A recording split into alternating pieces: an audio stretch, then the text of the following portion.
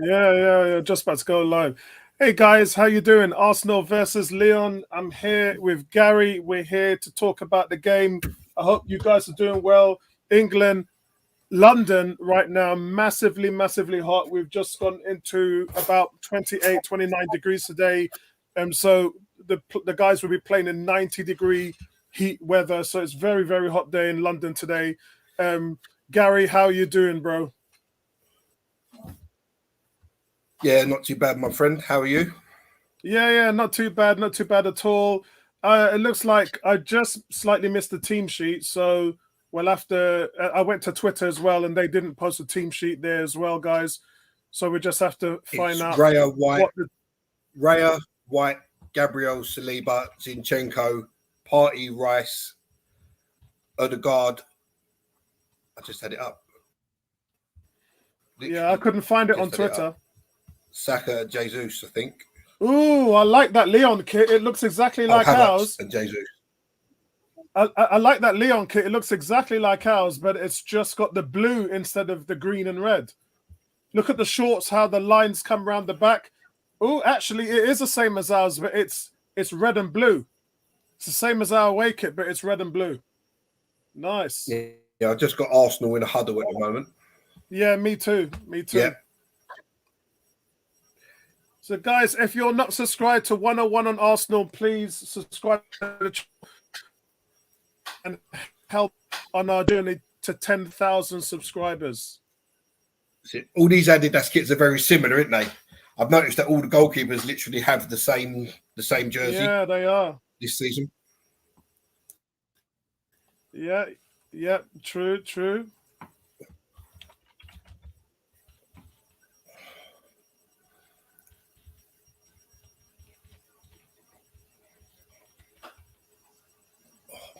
So kickoff is about to happen, guys. We're just about ready to go live for kickoff. I've got them singing your favorite song, Apollo. Yeah, they're singing London they're singing that song. They're singing that song again. Oh my god! And even the dog doesn't like it. I thought that was a dog singing along with him.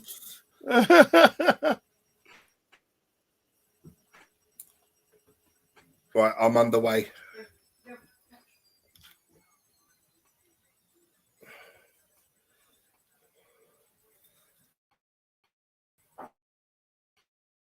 And it's not long from Lyon and a lovely cushioned header back to David Raya from our Rolls Royce. Talking about our predictions and everything, and yeah, it was a good show. We'll try and do some more of those on a Friday night where we can get our Premier League guests. Who knows? I might invite Gary to come along to help support Arsenal.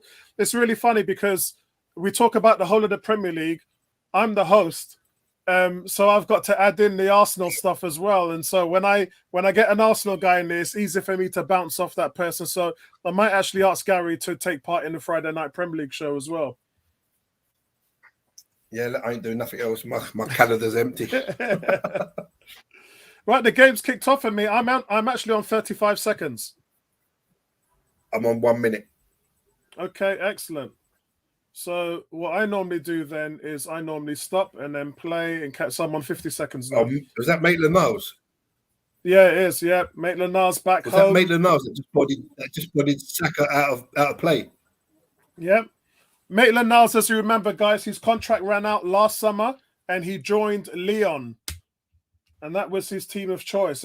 He said it was the best value and option that he had out of the 8 teams that wanted his services. And look, Maitland-Niles is a very solid player. Saka's going to definitely have his match today in regards to pace and movement. I always thought he was a good player. I just think it was his attitude more than anything, maybe, which is why Arteta bombed him out. You know, you don't go from winning man of the match in the FA Cup final in the Charity Shield and then being surplus to requirements. So maybe it was just an attitude thing. Yeah, Victor says, "What's up, good people? Line up that, yeah, bro. We're ready to go, man. We're ready to go. Cam says, yes, Victor, Arteta's biggest fan. This is a lineup we'll start the season with. Marino and California will only be the changes in it. That's probably fair comments here. California in the squad is nice. Yeah, I'm hoping to see him in the second half. At least we'll get to see him. Quite interested to see how Partey Rice would play as Arsenal. Post says Rice is anchoring. We don't know, bro. This is Thomas Partey's last season. And Martinelli with a left-footed cross meets Saka at the far post, and the header saved on the line by the keeper. Oh, that's nice. That's nice. You can see it now. The cross comes already ahead. In pre-season, I've noticed that Martinelli is using his left foot a hell of a lot more. Well, he needs to, otherwise he won't get back in the team. He won't get back in the team. What's going on, Nay? Nay says, hi, guys. Any channels showing the game apart from our site? Yeah, there is. I'm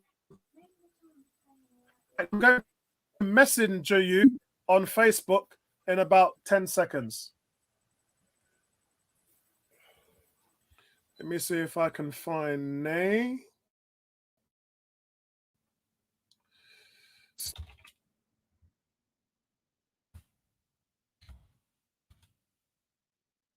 Okay, there you go. Okay, Nay, I've sent that link to you on your Facebook Messenger, so you should be able to watch the game now. Yeah, Arsenal looking really dynamic in these opening moments, Gary. Yeah, they're hunting the ball. You know, they're pressing really good. We had a couple of that half chance with Saka, and Martinelli just got into the box, but I think he just use your left foot, just hit. Yeah, you know, you're 12 yards out on the angle. Just put your foot through it. See what happens. Yeah.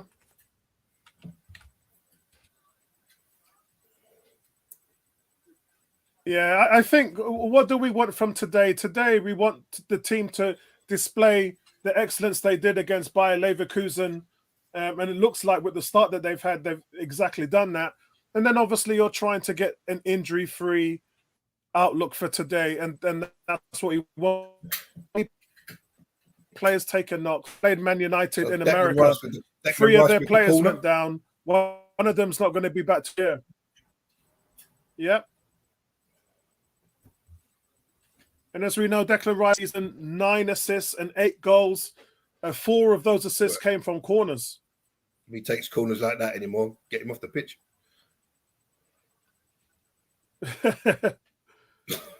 Look at the new ball that they're using. I thought that was the man. Just an Emirates ball. No. What's the guy? Who's that guy? It is, isn't it? Yeah. The ex-Chelsea midfielder. Yeah. He's still playing. He must be 702 by now. Same as Yoda. Yeah.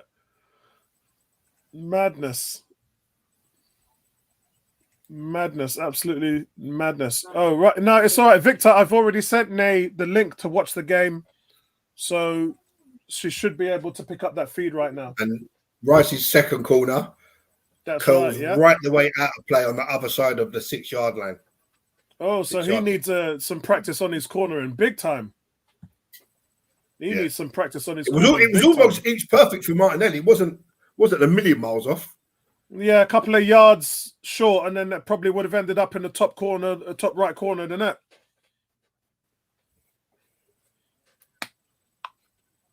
You can see, and as I said today, Gary, is just about working through those little small things that you're doing in training. When you're training against each other, you all know each other too well every day, so it's good to come up against another team. You know, you're getting minutes. You're getting minutes under your belt. Oh, well run, Kai Havertz. God, was that Martinelli just a couple of inches off the pace? So Ben White actually took a throw within about 1 second, which is good for Ben White because he's normally about 30 seconds to a minute. And Havertz kept it in play, and the cross in, and I think it was Martinelli was just beaten to it by the defender.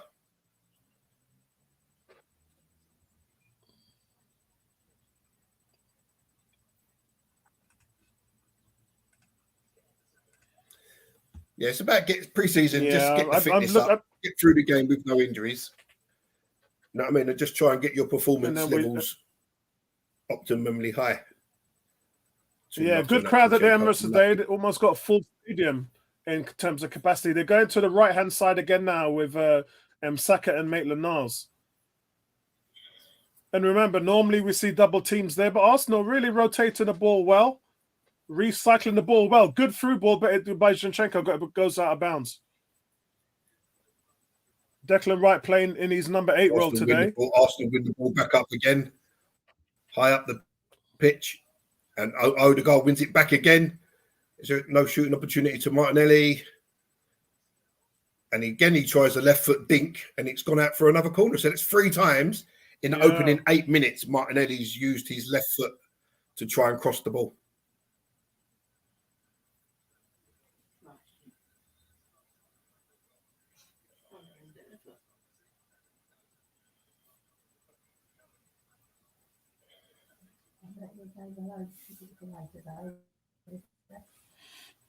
Yeah, it's good to see the crowd there today at the moment.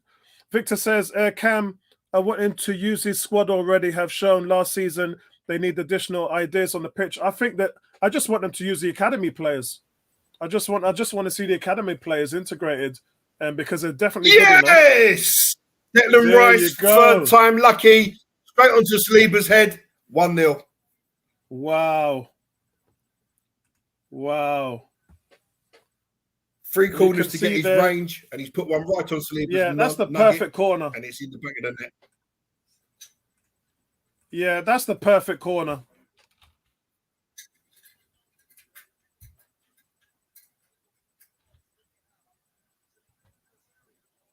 That's excellent.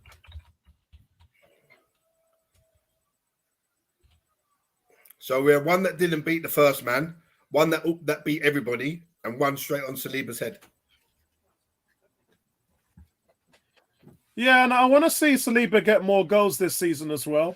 You can see there, he doesn't have a challenge, does he? He's pretty much taken care of that with nobody around him, and that's easy. That's Charles play. Win it again, high up.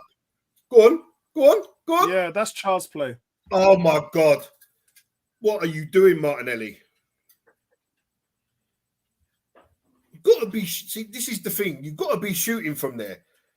You're 8 yards out on your right foot, and you're trying to pass it to Declan Rice on the overlap. You've just got to open your body and shoot. Yeah, true.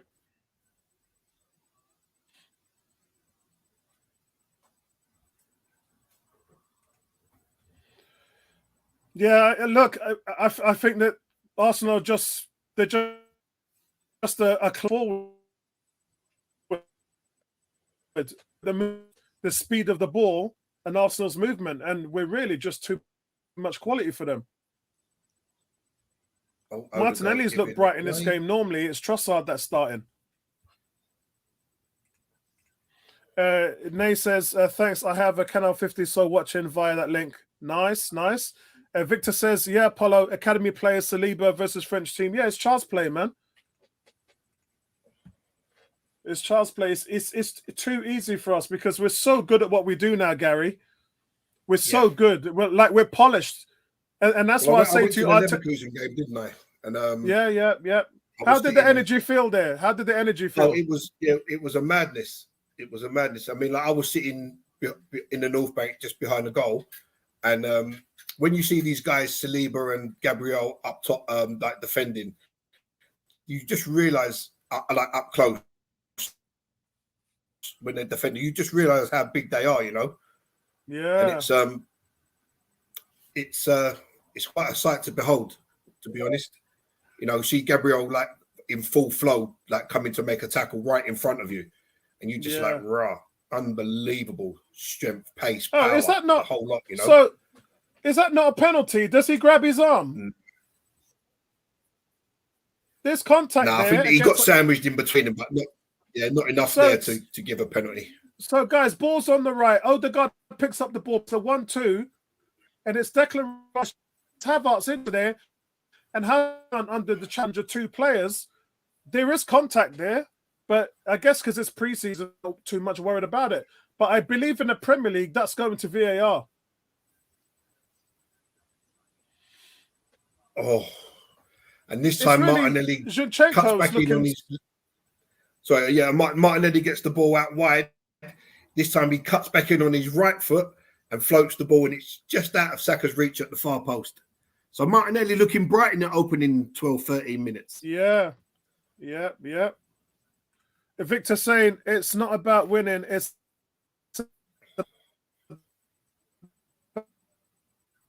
about with that.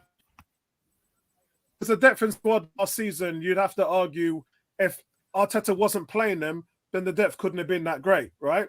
Not to what he wants to do anyway. Yeah, but nonetheless, the depth was part of the improvement. We've had many a conversation about this, haven't we? And I still just, if you've got the players on the bench, sometimes you've got to use them. I was just watching the Liverpool game, right, against Seville. So they're playing Seville, and then after the Seville game, they're playing Las Palmas for the guys who haven't played. They've got another game after that game. Yeah. Which is a cracking idea. Yeah. And it's weird because, in other sports, like American football and basketball, when they have the preseason, the starters only play about 20% of the time. And then for 80% of the game, you play the reserves. And the reason why they do that is because they want to have a look at they want to see what they got. Yeah? Yeah, it makes sense. So if you translate that to the Premier League, we would play the starters for about 15, 20 minutes and then we'd just haul them off. That's basically what they do in American sports.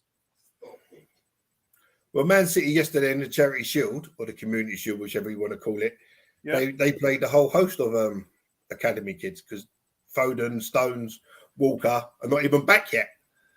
Yeah. Oh, so they probably didn't have a choice. Oh, come on, Martinelli.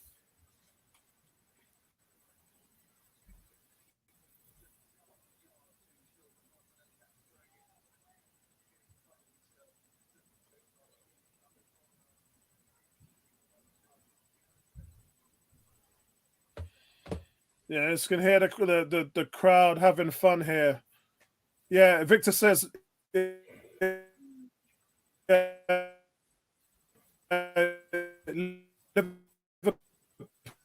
Liverpool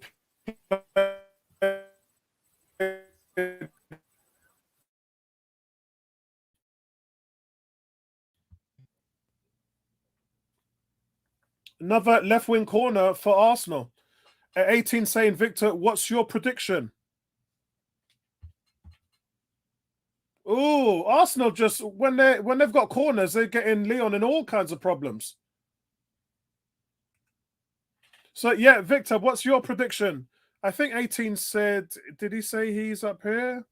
I'm sure he did. Oh yeah, 18 says, I think we will win the league. It says, who do you think is going to win the league?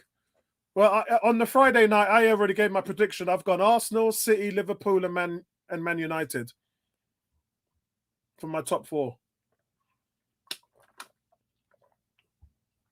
Gary, I'm going to have to go to the Facebook page because Gary's his comments on that. Let me go to all comments. I think I've got them all. Yeah, I was the same as you, Apollo.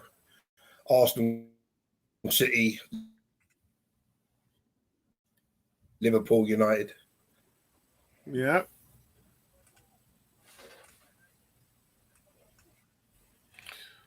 Afternoon, Vincey. Hope you're all well. I hope you're enjoying the weather and you're possibly at the game or you may be out golfing.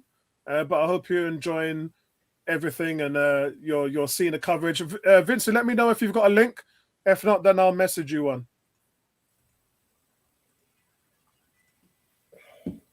Actually, you know what? I think I'll just message him. Arsenal again winning the ball. Yeah. 25 yards from goal. Saka getting a tackle in. So, Lyon can't even play out from the back. Yeah, they're really struggling with our movement. Yeah, they're really struggling with our movement. And again, Saka. Right, Vincey, I've sent you a link to the game, so you should be able to see coverage if you're not already with coverage. For some reason, I've just not been able to get an IPTV channel. It's the one thing that. Have you not got a pre-season friendly channel? So was Man United. No, we haven't seen it, man. Afternoon, Daniel. I hope you're doing well, bro. I hope you're good. You're probably at the game. Shout out to the family, to the Millingtons. I hope you're doing well. Shout out to my cousin. So unlucky. So again, we go down the left with Martinelli. He cuts the ball back to Zinchenko. Yep. First time cross to the far post, and Saka gets up and nods it just wide of the far post. Yeah. If he gets that on target, it's 2-0. And let's be fair, he's not the best header of the ball. It almost landed back on Odegaard, to be honest. Yeah. I don't know if he's trying to get it back across or to the far post. It was kind of in the middle of both. But we're looking dangerous down the left. Yeah, we are. Yeah. And that's going to be an ongoing thing for us. Last year, we figured it out and said Trossard is the best option because we'd rather him cutting in and having that intelligent movement and play and the great passing with the capability of him having assists. And then Martinelli, if you want a pure out-and-out winger, someone who can take a man on, then Martinelli is your better option. I still think Trossard gets the nod for me. And then Martinelli, you bring him on in the 65th minute or 70th minute to have a run at tired legs. I still think that's our best option. I think it depends what Martinelli you've got playing. If you've got the Martinelli that's decisive and makes the right decisions, then I think he gets in ahead of Trossard. But if you've got the Martinelli that's making wrong decisions all the time and not contributing, then it's Trossard all day long. It's the goals really and the creativity that count for everything. Saka against Maitland-Niles again. Yeah, but that's what I'm saying. Martinelli can bring you that in bundles, can't he? Yeah. Martinelli can bring you that in bundles. Saka's 2 against 1 there and wins a corner. Daniel said, I'm not at the stadium today. Still had to stay with the fam. All good, though. I can hear them from the garden loud and clear. Blessings to the family. I hear you, bro. Here comes Saliba walking up for the corner. Arsenal full of 6'2", 6'3" players there. Very physical team is Arsenal. Corner for Saka. Lovely here on the right side. Pass. Oh, it's good what corner. A header, Bukayo Saka. Brilliant. Go on. Oh. Okay, defensive work for Martinelli. Yeah. He just put in a sprint past Zinchenko. But to get back to make the tackle. That's nice, that is. Oh.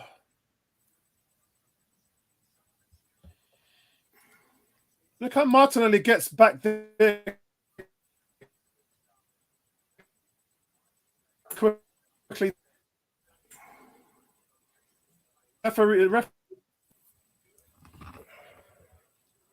And now Martinelli's holding his ankle after that sprint and challenge. Martinelli's working to get back.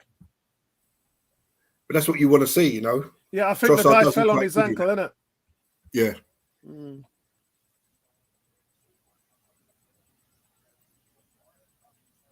Yeah, I think the guy fell on his ankle. Might have been could be the same ankle that he. It could be the same ankle that he hurt last season as well. In this situation, I would take him straight off. I wouldn't even play him another second. Yeah, take him straight off. Get Trossard on there. Exactly. Well, get anyone on there. It don't really matter who you bring on, but I wouldn't take no risks with the season. Literally 6 days away. Yeah. He doesn't look like he can. He's moving very gingerly. He's thumbed up that he's okay. Victor says Saka was in their first 11 when he was just 18. Why can't he do that for the other?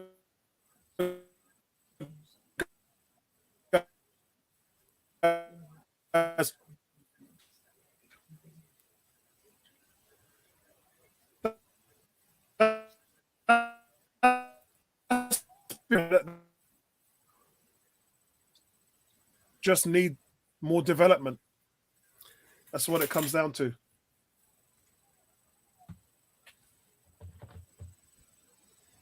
And that goes for Guendouzi as well. Oh, it's handball, isn't it? It's handball. Surely he's handled that outside the area of the keeper.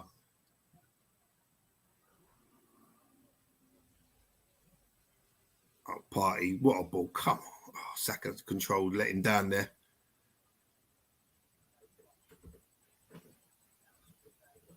And Arsenal win the ball again. Yeah. Victor says, Apollo, you're breaking up a lot. Yeah, I have to apologize for that. The reason for that is that I'm watching the game on my PC screen, which is the same screen that I'm talking to you guys on. So I have a 24-inch monitor. One side of it is the game. The other side is you. Normally, I'm watching the game on my Xbox, which is on and the again, 32-inch monitor. Again, Arsenal have won it 25 yards from goal. So Victor, that's why we're breaking up a lot, is because I'm sucking up a lot of resources with the game on a different screen. Whereas normally I'm watching it on my Xbox monitor through IPTV. So that's the reason why that's happening. Yeah. Just looking on to what 18 has said. This season. I think Lewis Skelly's going to have a really breakthrough season this season. I think the boy's going to shine. Me too. Yeah, me too. How are we doing, Andrew? Greetings, Andrew. I hope you're well. I hope you're doing good, bro. Yeah, man. Good to see you in the chat. Always valid views and opinions. I love from Andrew. Andrew, I love when he comes into the forum. It's one of those situations where it's nice to get another adult into the room, isn't it? Rather than all the stuff that's going on in the fan base, all the craziness. All the craziness and meltdown that we see on a daily basis. But you guys probably have heard as well, transfers, that the Moreno deal would be completed in the next 7 days. So keep your ears and eyes open for that one. Yeah, looking forward to the coming season. Yeah, really, really looking forward to it. I'm going with Arsenal as champions, and it's fine lines again. Remember, we were top of the league at Christmas, and then we lost to West Ham and Fulham. And then in the calendar year of 2024, our fight didn't. Yeah, Andrew said he's excited, man. Oh, what a ball. Come on, Martinelli, finish. Yeah. Oh. Odegaard with a lovely ball splitting the defence. But Martinelli, just a slight bit of hesitation before he took the left foot shot on. You could see that he wasn't confident to hit it with his left. And by the time he did, it was too late. But the one thing you haven't talked about, Gary, which is the most important thing, look at the ball from Martin Odegaard. I did say that in the beginning. The best creator in European football. Yeah, the ball was fantastic, and there was that opportunity to hit it, and he just kind of had a look up, and then you could see he wasn't confident just to hit it first time, and by the time he hit it, it was a little bit too late. Gary, the weight of the pass, the ball trickled onto his left foot, and just absolutely superb, brilliant, absolutely brilliant. Yeah, Odegaard is his son player, man, and to think he only cost us yes. And it's Gabriel, Declan Rice's corner. That's 2 assists from his corners.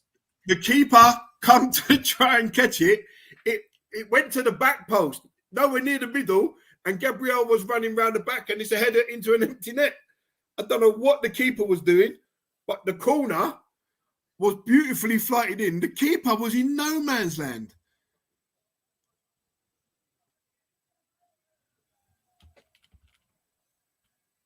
The keeper ends up in a heap on the floor, but that's because he tried to punch it and completely missed.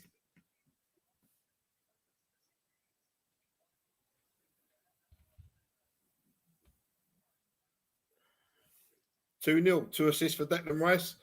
Nicola Jover, obviously doing his stuff in pre-season as well.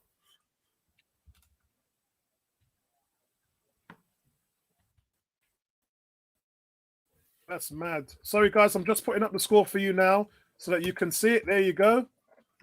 Yeah, 2 corners from Declan Rice, 2 assists, 2 centre-backs, 2 headers.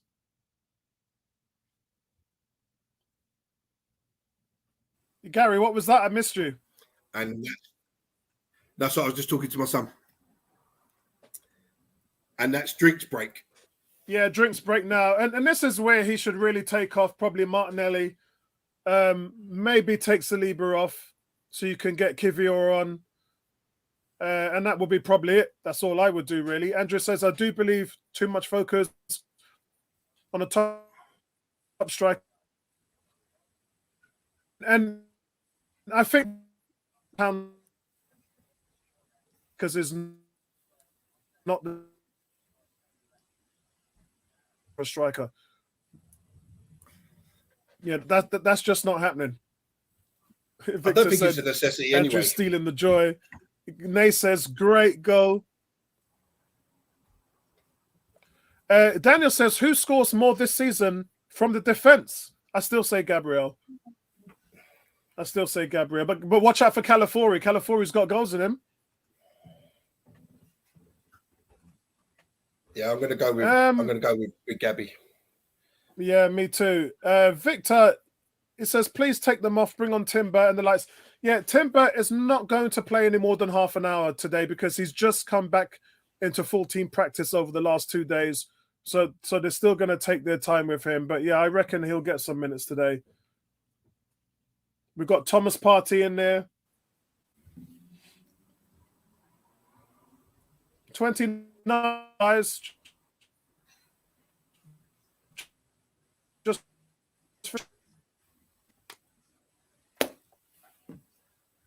I don't think Timber's not on the bench, is he?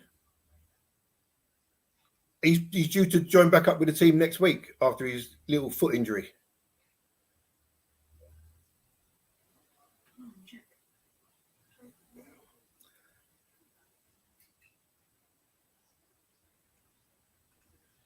Yeah, I've got to get a rotor back. Andrew says, I have a feeling Martinelli will show up this season. Yeah, he has to. He can't play any worse than what he did last season. Reginald, big shout out to you, Reginald. That's a first-time guy we have.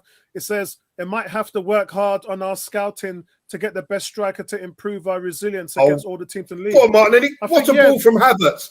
Go on, Martinelli. Cut in. No, finish. Oh, you got bullied, mate. You should have kept it on the left.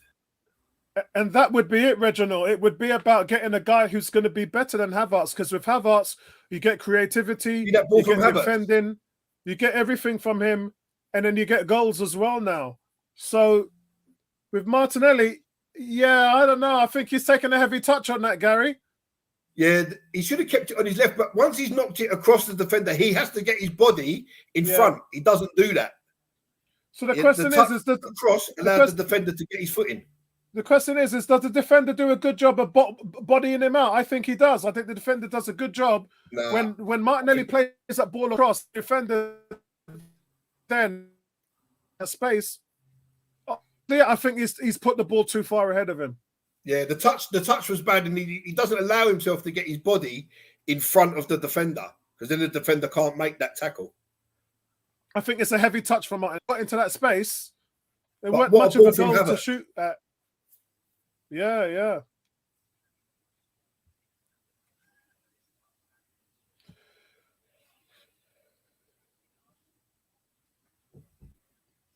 Yeah, Matic. How old is he now? He's got to be 35, isn't he? Yeah. Andrew said, I would like to see a variety of strikers, horses for courses. Yeah, and I think in that regard, what you're going to see is not so much strikers, but forwards. You know, like your Rodrigo or your Nico Williams. I think that's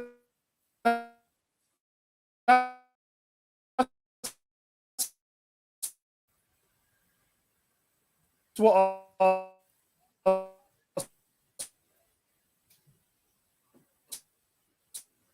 need.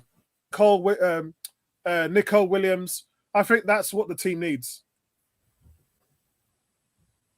Look at that defending from Ben White. That was so easy. All right, let me go and get my drink now. Yeah, on the topic of strikers, I think, when you look at the fact that we scored 90, Martin Odegaard, you have to stop it. That's offside, Kai Havertz. Yeah, when you look at the thing, we scored 91 goals last season, and that was without Jesus contributing, that was without Martinelli contributing. If them two get their act together and can each net 10 plus goals this season, there is no need to go and spend 70, 80 million pounds on Goalkeeper or whoever else it may be. What people have to remember is that we're a different team from Man City, who just rely solely on Haaland to score over 50% of their goals. We're not that team. We share the goals around between 5 or 6 players.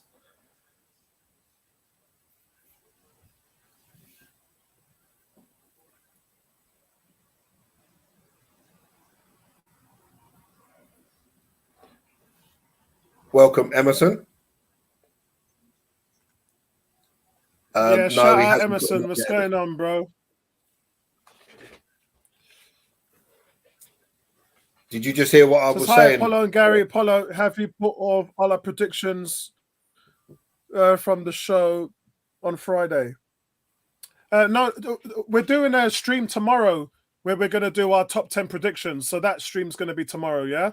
That's where we're going to do everything. So for the guys who can't make the stream tomorrow, they can just send me the predictions of the first 10 games. Actually, I'll probably put another post out today so I can put that on there. But basically, in the chat, in the podcast chat, we can put them on there. Nay says, Gary, you're sounding okay. Oh, no, I didn't mean that, Nay. I was talking about a striker, but Apollo wasn't in the room. So I don't know if he caught what I was saying about us not necessarily needing a striker. Andrew asking Emerson a question. Emerson, are you related to Angela and Patrick? And Reginald says, we need a striker who can penetrate the low block. It's not that bad to win. Against the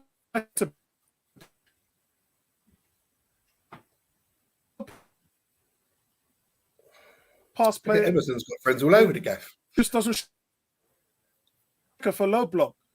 Good enough. No, we need to play against the low block. Ball just off the line again. In between the defence. A striker's not necessarily going to give you better skill against a low block defending team.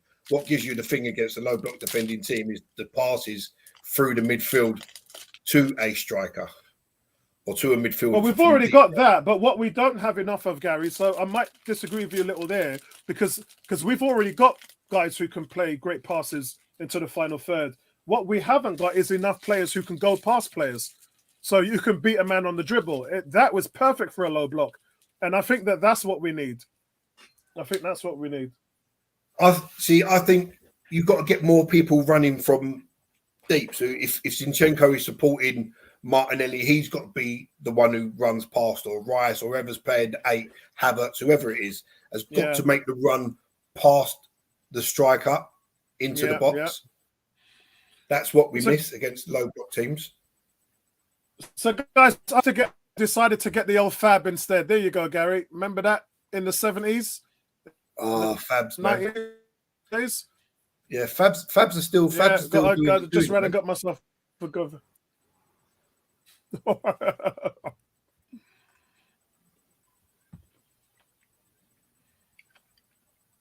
No, it's not a bad shout. But you know what? He's going to be one of them players that would want to start. And Arsenal's not going to give him that over Havertz, bro. I mean, I don't know what Solanke's going to do at Spurs, because are they going to start him? They paid 65 million for him. They better. Well, they're stuck now with the chicken boy, isn't they? Richarlison. Run like a chicken. So they've got 2 strikers when they pay £125 million for it. One of them is no good in Richarlison. Yep. And Solanke, terrible ball from Gabriel. I like Solanke, though. Yeah, Solanke was your guy. You was begging for us to sign Solanke. Yeah. Thomas Partey, stop it, Thomas. What's he doing? Is he doing that transition thing again? No, it was on the edge of his area. He chested it. He's facing his own goal. He hooked it back over his shoulder, straight to whoever it was on the edge of the box. It was a ludicrous piece of defending.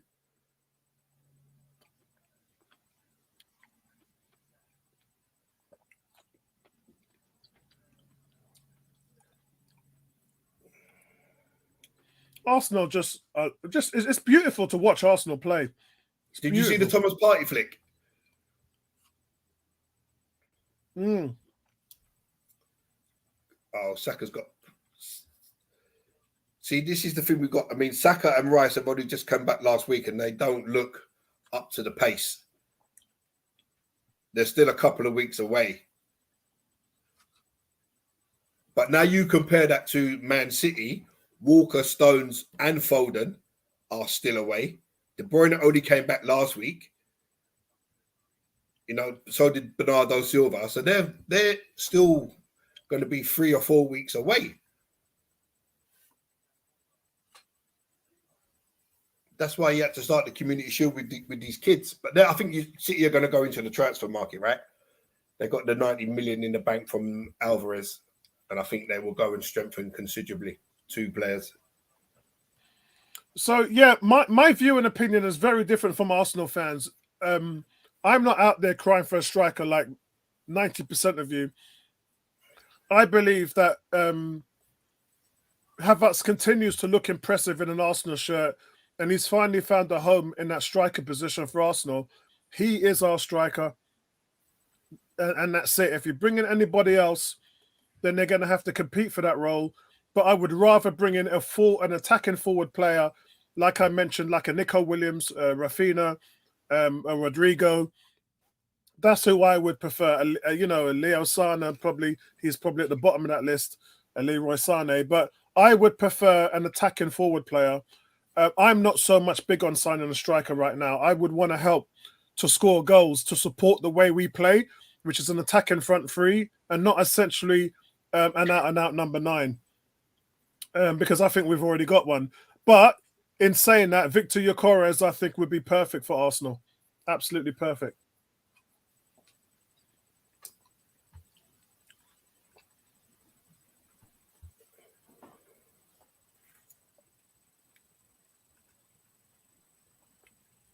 Andrew says Zaha could be available. Yeah, they don't have a buyback clause. That's the problem with it. Remember, he left there for literally peanuts, and now the team want money for them to sign him back. It's a really bad situation. Zaha must be one of the most unluckiest players in the transfer market in history. He's been used as ransom for every team who's owned him.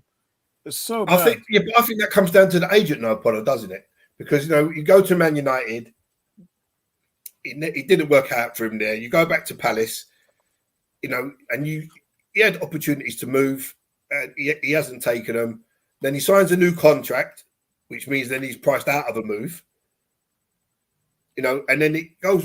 So he's never going to do anything at Palace, in terms of winning anything. Zinchenko's beat again with the ball inside him. Maitland-Niles with the cross. Oh, what? I don't know if that's Saliba or Raya, but whoever it was, I know it was a Lyon striker he's missed from point blank range. Wow. So Zinchenko gets beat. Maitland-Niles puts in a decent cross, and all he's got to do is just tap it into the goal, and somehow he puts it out for a goal kick. That's the dark arts of 60,000 fans at the Emirates, bro. That's the dark arts of the Emirates at play there, man.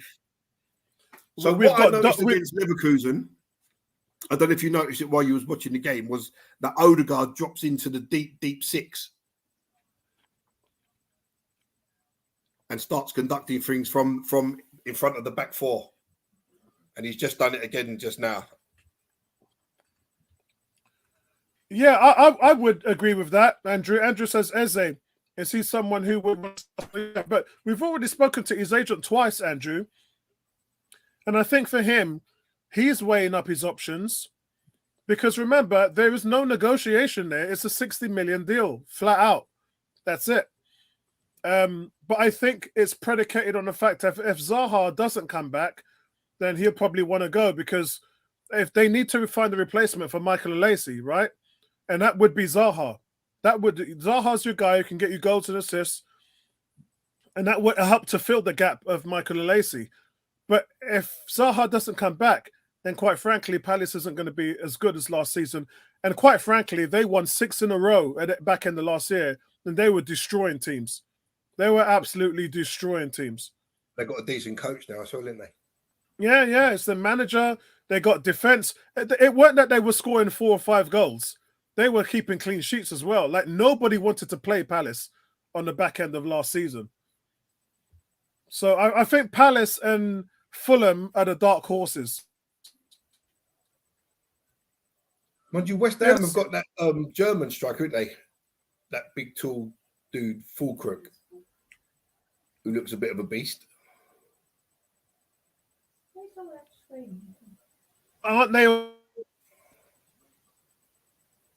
West Ham's already a top 6 side. Oh, right? what play! Come on, Ben White, finish it now. Oh, Ben White, he's crossed the ball first time. What's he trying to do?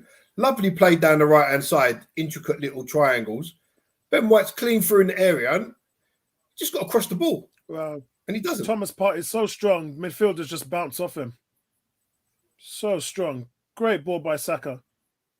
Just cut it back there. What are you doing, Ben White? Yeah, Ben White should have just cut it back.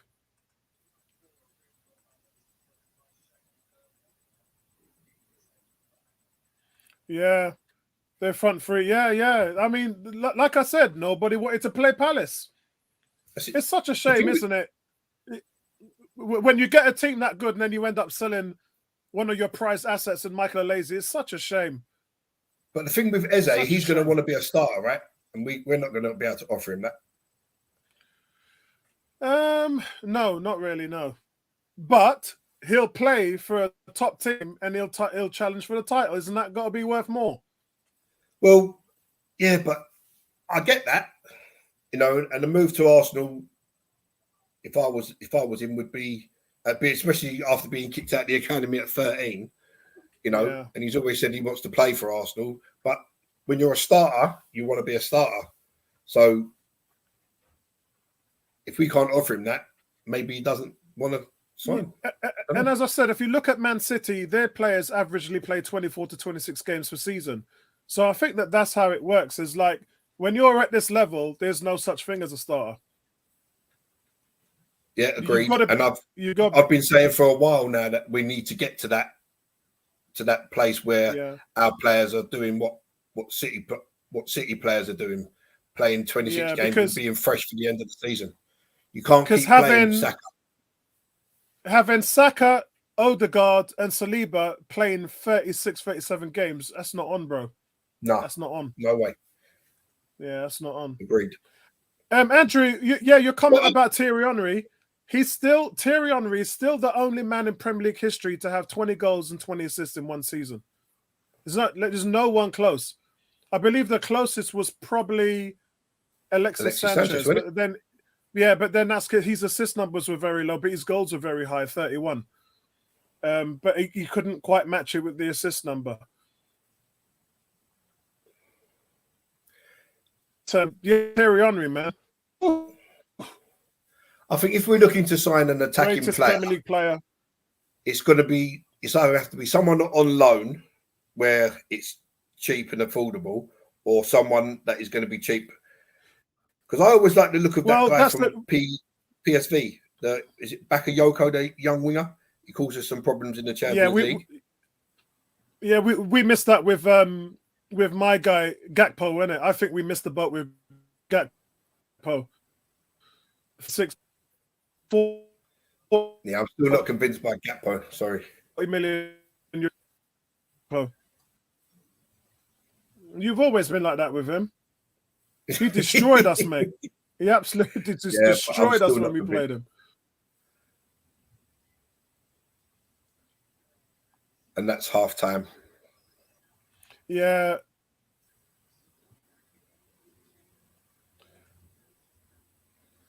Victor says Arteta doesn't see that.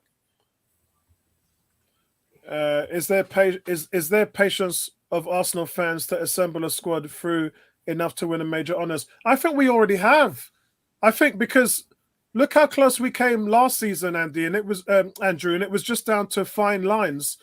And the difference between last season and the season before that is that we had a squad. And then all those injuries, like with Saliba that we had, and Thomas Partey falling off, and Jorginho having to come in. I think last season,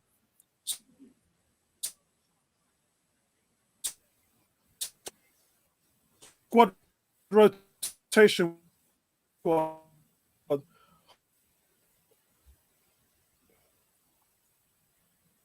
going to make a massive difference this season. Challenges now probably achieved to the next stage, yeah. And it's fine lines. Look, guys, we're pretty much on level terms with Man City at the moment. Whereas in years before, we just wasn't at their level. Now you can say we're at that level. So it's just fine lines. That's all it is. A mistake here, a mistake there, a bad game here or there. It's no longer where you've got to close a gap. There's no gap anymore. Yeah? It's just fine lines. Gary, what's your thoughts? Yeah, no, totally agree with you, mate. You know, over the last few seasons, Arteta's been working away to make this gap virtually non-existent, which it is now. You know, I mean, we're talking about when we played Man City away, and I think, wasn't it Trossard that broke, and we was all screaming, square the ball to Martinelli, and he didn't. You know, that could quite easily be squared 1-0, we win the game, we win the league. So that's the fine margins that you're talking about. A goal disallowed, a VAR decision, whatever it may be. That's how close we are now to literally winning the title and beating this all-conquering juggernaut of a Man City team. Whether they've got all these charges hanging over him, until that's all done and dusted, it's kind of irrelevant. So I think the squad is taking shape. You know, still maybe one player short, which is in my mind, which would be a winger, you know, that guy that's going to beat people and have good end product literally all the time. So I think the patience is definitely there, but I think we're going to win it this year. I think with the squad he's assembled, the Calafiori coming in, Timber coming back, you know, if we can keep people fit, because we had a good run with injuries last year as well, didn't we? Apart from Jesus, Martinelli, it was not really. I mean, we kept Saliba and Gabriel fit for most of the season, if not all the season. So that's going to play a big part in it. Yeah, that's true. That's true.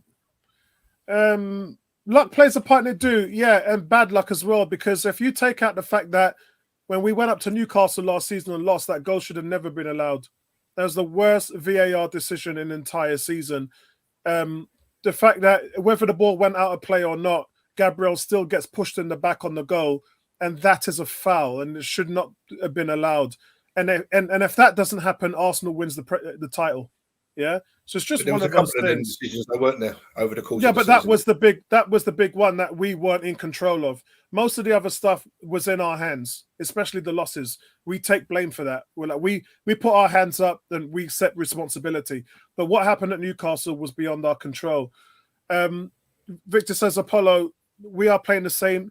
Not necessarily. Remember, when you look at Nketiah started 10 games, didn't he? He scored 5 goals. So that's for what, 10 games? That's for 25%, a quarter of the season. Trossard and Martinelli had fair game. They alternated. 17 starts for Martinelli, then 19 starts for Trossard. So they alternated a bit. You're at your number 10, play Odegaard, Saliba, and Declan Rice playing 37 games. And Saka. Yeah, and Saka. You can't do that. You can't do that. So I think maybe if that was 2 years ago, Victor, we would probably agree. But last year, you did start to see Arteta change his stance. Started to rotate the team a bit, starting to take Saka off earlier in games rather than just not taking him off at all. And then when Jesus and Martinelli didn't perform, he dropped him. And these shows incremental improvements in Arteta's management. And I keep pointing this out. Remember, guys, he's only been a manager for 4 years. Yeah, came in 2020. He's only been a manager for 4 years. A lot of the guys he's playing against, like Emery, Guardiola, and what these guys have been managers for 15, 20 years. They've got 4 times more experience than him in terms of length. And so for Arteta to keep doing and making these improvements, and by the way, it's showing in our total points, in our total wins, in our improvements in defense. All these changes and improvements Arteta's making is showing up in our league table results. So it just goes to show what I've been saying all along. A lot of fans sometimes have been on Arteta's back from day one, and I'm just like, this guy's never managed before. And I believe my point is just because he has shown the improvements. If Arteta was regressing, we'd be having a different conversation, and I'd be agreeing with you. But I can't agree with some of you guys because Arteta is improving every single season. And for me, like, this is the crux now.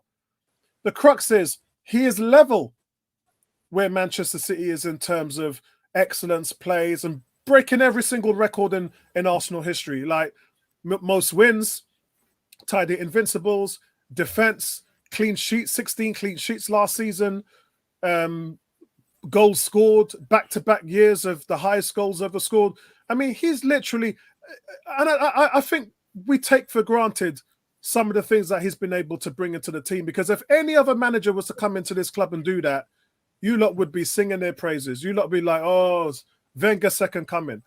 But I think some of you have still got an irk with Arteta. I think that is maybe an issue as well. I was just going to say exactly the same thing, Apollo. I was just going to say, you took the words right out of my mouth. It's like some people want to see him foul. Yeah. You know, there should be no Arsenal fan at this present moment in time that doesn't want to see Arteta succeed for just how far he's brought this club and what he's given us back as fans. It's incredible. You know, you're going toe-to-toe with a team who have won the title 6 out of the last 7 years. And are bang on favourites to win it every year. And you're the only guy competing with this team. You're the only manager who's competing with this. And some people want him gone. It just doesn't make any sense. Andrew says Wenger, when he perceived no threat longer existed, Guardiola is generally worried. Yeah, I agree. Did you hear Guardiola bigging up Arteta again yesterday in the charity shield? Victor says City plays players in different positions. We don't do that. Yes, we do. We do that.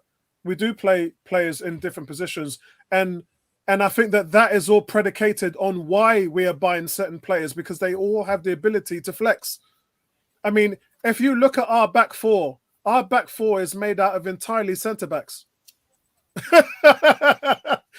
we have 7 or 8 players who can rotate anywhere, and the midfield. In fact, you've got Calafiori and Timber who can play at the 6. You've got players who can actually move up and play in the 6 role. Ben White played there for Brighton as well, but we don't use him at the 6. I don't know why. I think he'd be incredible in the 6, Ben White, but we don't use him there.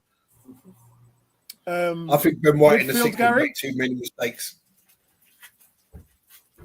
You think so? He could probably do a job, but I think he would just make too many mistakes.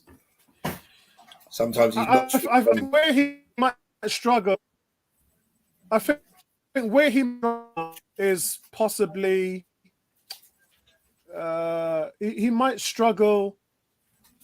I think he might struggle with his ball retention, and I think in terms of like recycling the ball, he can do that for you.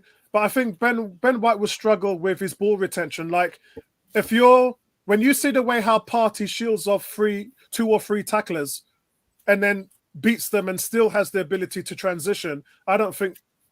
Declan Rice can't even do that. I think sometimes with Ben White, he's just not completely switched on. And I think when you play the 6, you have to be switched on all the time and know what's going on around you all of the time. And there's times when you look at Ben White, you think, how have you done that? And there's other times you look at Ben White and think, wow. Yeah. And Victor says Arteta is the second highly paid manager in the league. Yeah, and he's come second back-to-back. So he's pretty much justified his salary, hasn't he? It's just I think if you paid him more than Guardiola, then you'd say he should be winning it. So based on your comments, yeah, he's right where he needs to be. Tony, shout out to you. I hope everything is well, my brother. Still in Paris, by the way, man. Tony, the link I sent you before on the game, you probably have already got it anyway. But it's the same link, Tony. That works. If he's in France and he got Canal is French TV, is it not? To you again.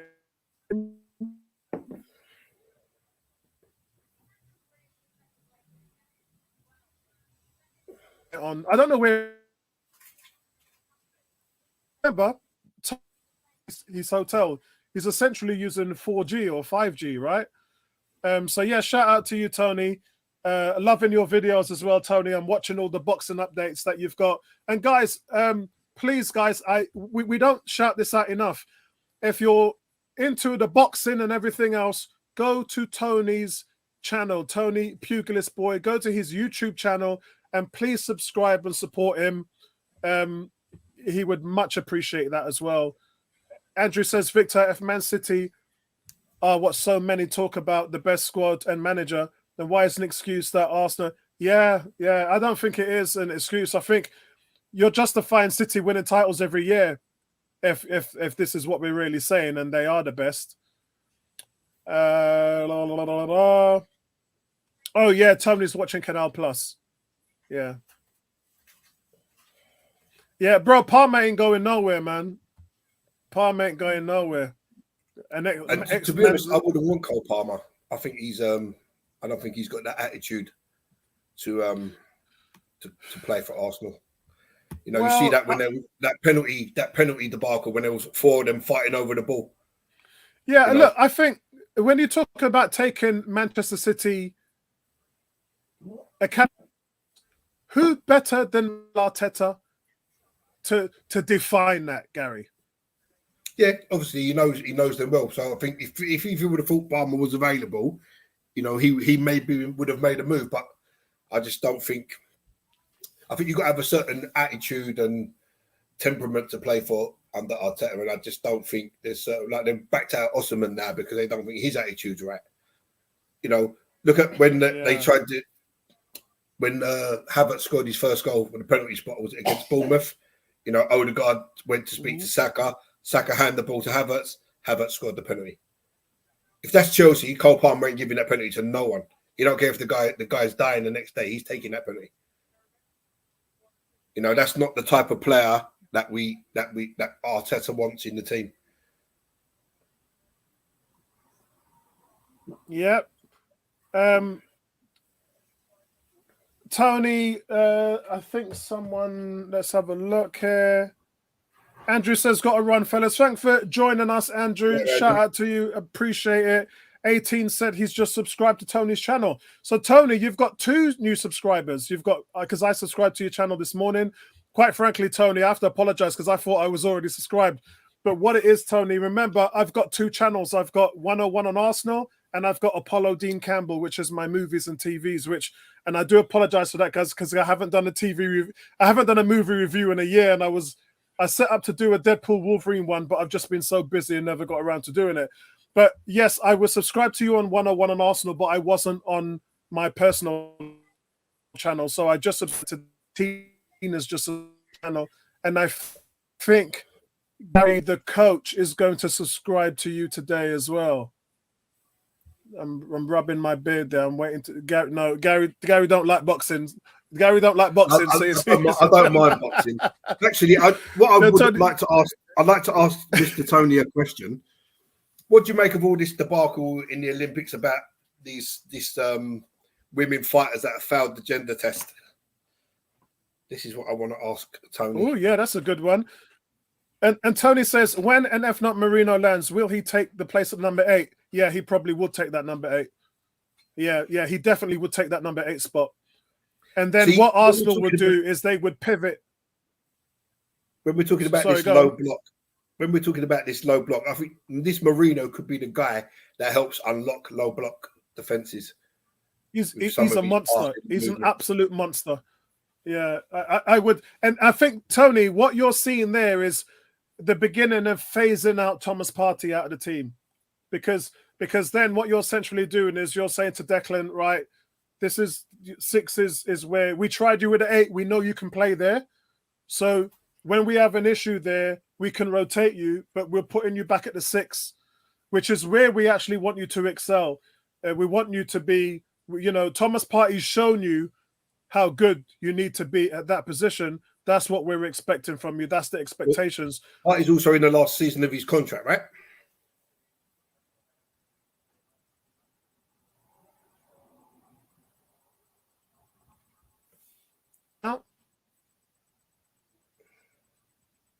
Hello? Yeah, Gary, could you say that again? Yeah, Partey's also in the last season of his contract. Yeah, that's right. So that's why it's important to phase it out. Go for free rather than sell him because he's still an important member of the team. That's right. That's right. Right, second half has kicked off for me. Yeah. Actually, let me start. So I might catch Gary up if I do that. Let me stop and start. Okay, right. I'm on 45 minutes and 30. I'm on 45 minutes and 40 seconds. Same as me, mate. Welcome to the show. Yeah, gone are the days of buffering. Remember when we used to see buffering coming up? Lord, how the world has moved on. Like the channel, guys, and subscribe. The ball, 18 yards from goal. Just breaking up everything. Not even allowing Lyon to play out. Yes, it's vicious, man. And again, did you see what Alonso was talking about? I did catch a bit of what he was saying. Bayer Leverkusen. I did read something about what he was saying about. Yeah, Xavi Alonso saying Arsenal punched. Yeah, we punched them in the face. More like we knocked them out. Yeah, we punched them in the face, mate. Team that went on 51 game unbeaten streak. Then a man said Arsenal punched them in the face. Yeah, I think it just shows the difference between the Bundesliga and the Premier League. Agreed. Not even Man City can go unbeaten. Yeah, exactly. 3 or 4 games a season, Yeah, that's right.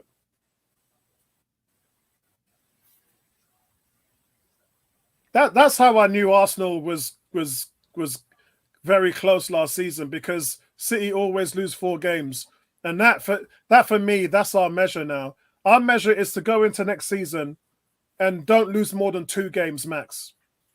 If I'm Arsenal, Zinchenko, you can do that. Arsenal throughout the whole.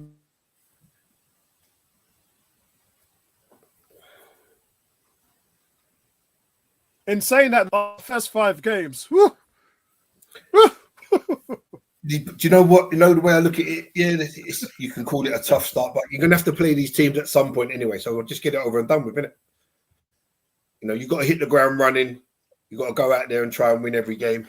And if you do that, then that's all you need to do. Gary, away to Aston Villa, away to Tottenham, away to Man City. You're going to have to play them at some point in the season. But, if Arsenal look like they're pretty much, with the exception of Saka and Rice, who have just come back, the rest of the team look right up to scratch. Yeah. Don't forget, Villa haven't got Douglas Luiz anymore. Yeah, they're going to lose a lot of that offensive output, because as good as Onana is defensively, he is not going to get you 8 goals and 8 assists. I'm sorry, he just isn't. So they're going to definitely lose something there. But Watkins, and look, let's remember, Gary, Ollie Watkins was an injury-prone player before last season. So my question to Villa fans is, can he stay fit again? Because he's not been able to do that. In 7 years before this season, he wasn't able to stay fit for an entire season. So if he gets injured again, it's going to be same old, same old. David Ryan took a chance there. Baited the player. So the player just nearly nicked the ball off his toe on the goal line. I like this. Arsenal playing at the back, really getting practice in, really wanting teams to come at them because Martinelli. if this was good about the American games with Liverpool and Man United. Oh, what a save! They were able what to a press save from us the and Lyon really give keeper us some from Martin practice. Odegaard. Martinelli goes down the left. Yeah, that was good. Cuts in. Yeah. Squares it to Martin Odegaard, edge of the area, and he brings out a fantastic save from the Lyon keeper. You know, I'm fighting with my Barclays fantasy football team. I had Odegaard in there and took him out, and I think that's going to come back and bite me. No, I had him firmly in mine, I believe. I've got to put him back in. Who did I have? Saliba, Raya, and Odegaard. I even left Saka out for them. I think I've got to. I think I've got to take Ivan Toney out. That's what I've got to do. I think Tony's got to come out. My front three is Haaland, Toney, and Watkins, and I think I've got to drop Toney.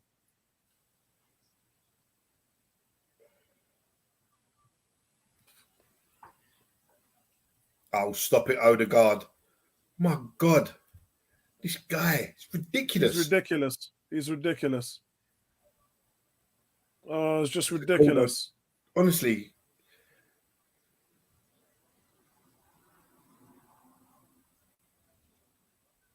Yeah, Odegaard, guys. Nice little intricate play to just break up the defense. Gabriel looks like he needs a haircut. Either that or he's growing his throw out. Yeah. Hey, some of these men, you know, when they go abroad, they can't find a barber. They got to wait till they come back to London. It was only last season he got hair. Yeah, I know. Yeah, Gabriel needs a haircut, man. Yeah, I think he's growing his throw out. Because he can now, that's why. Saka with the corner, guys. And it's a terrible one. 2 goals from 2 corners so far.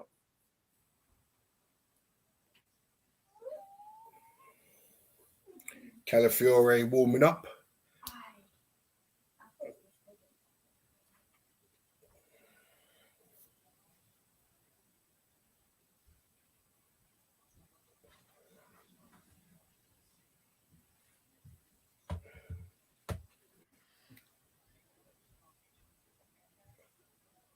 Here comes the corner, guys. Oh, Thomas Partey just past the post. Yeah. It's just missed. Just missed. That's what I'd like to see Arsenal do. More shooting from distance. I think sometimes that's how you win these low block games, shooting from distance. When you can't pass through 11 men, you've got to have some pop shots.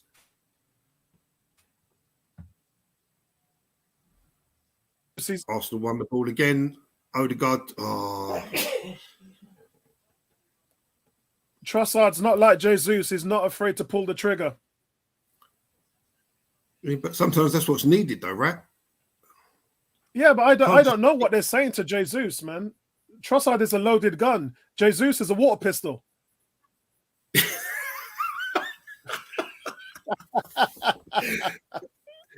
Well, Jesus is a spud gun, man. I don't know about water pistol.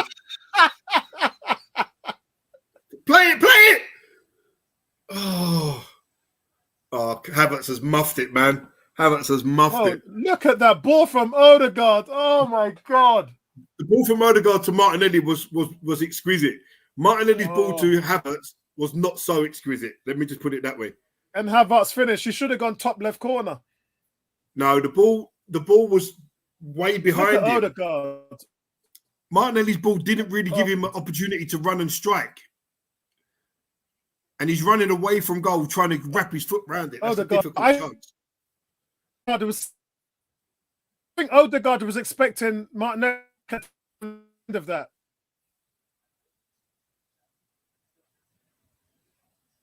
I think Havertz was expecting Saka to be on the end of that. Oh, Saka's hit the post. What a cross from Zinchenko that is. Yeah. Man. Oh. Well, the fans are definitely getting their entertainment, that's for sure. How much did you get the ticket for in the end, Gary? Oh, what for this? Yeah. 23 tickets cost me 58 quid. So for me and the two boys, innit?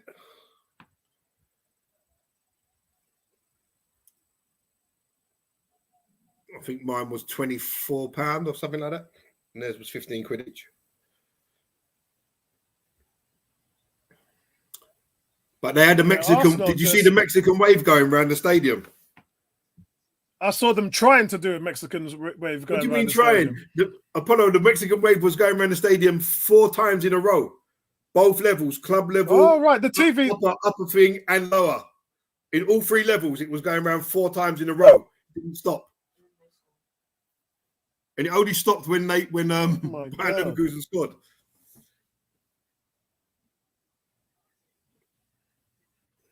Right, hold on a second, Gary. I'm going to try and convert this to my tablet so that I could stop the buffering. Hold on.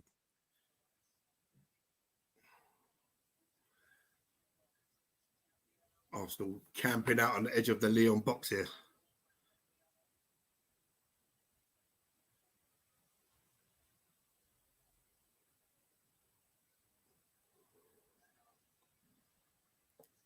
The subs are warming up and ready to come on.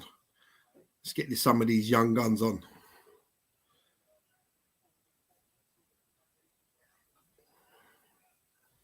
Tell me Zinchenko coming with the long throw now. No.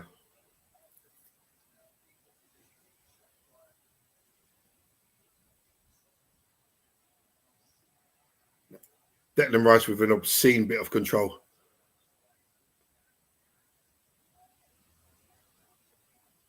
Oh, Declan Rice, come on, you've been learning from Odegaard there. What's going on there?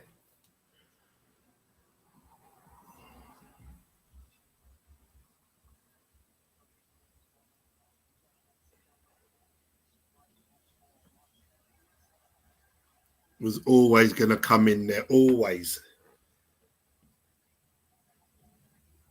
Get up, man. That's not even a foul. It was always going to come.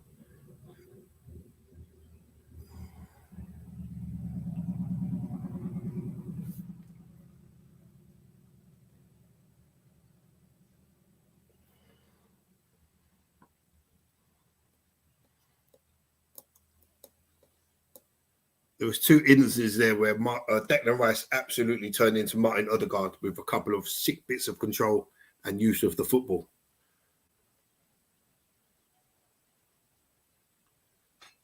Right, okay, I'm back with you. I just went to get my tablet so that I can try and watch it on there. You just missed Declan Rice pretending to be Martin Odegaard twice. What? 2 obscene bits of control on his chest where the ball literally rolled from up one side of his chest down to the other from his head. It was unbelievable.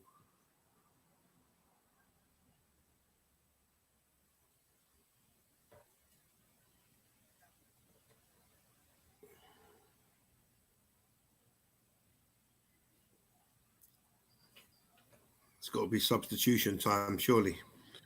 Victor says, I think Arteta is taking this tournament a bit seriously. Remember, look, after last season's Charity Shield, Pep Guardiola said there's no such thing as preseason.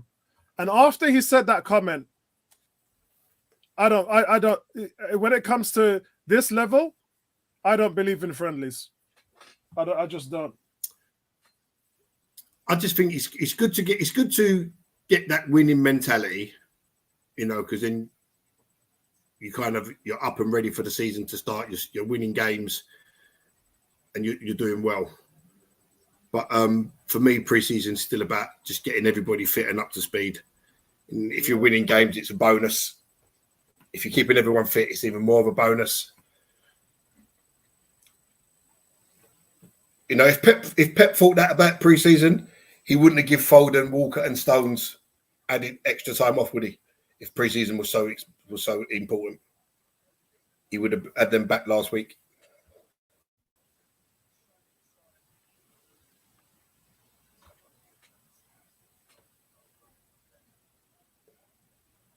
If that's on target, that's him. Raz not getting that. That was in the top corner.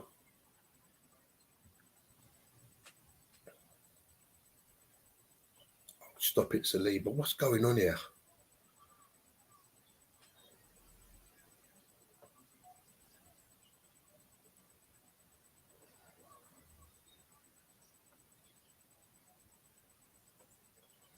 So the hour's up. Substitutes still not preparing to come on.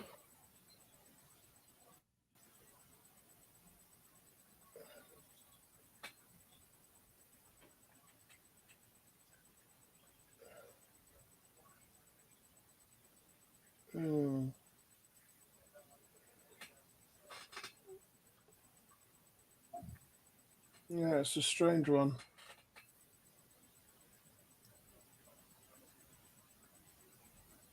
I can't find.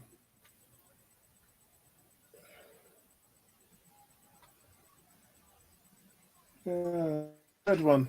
I've got the link here. Well, you can't get back on there.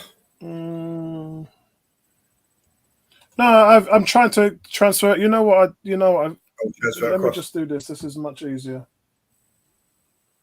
Oh, Thomas Partey, come on, man. That's just gonna email it to myself. Thomas Partey. The way he just took the ball in his stride and just took out one player. Well, I'm gonna have to put the fan on because boy, it's hot. Oh, I got my front door open, man.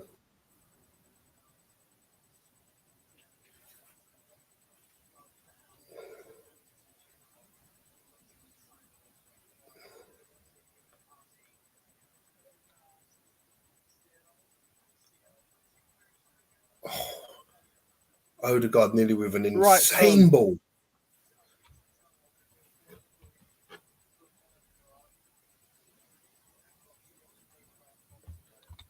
How does he play that ball, man?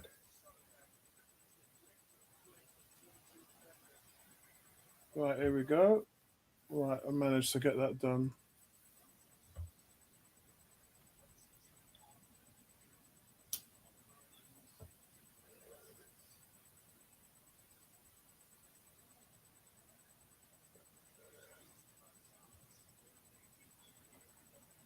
What the hell? Who gets the biggest cheer, Calafiori or who else is coming on? Oh, yeah, Saka's not in the races, man. Oh, that's a dirty foul. He's taken out. Yeah, I think it's this guy again, man. He's the one that took. He just took Martinelli out on the other side.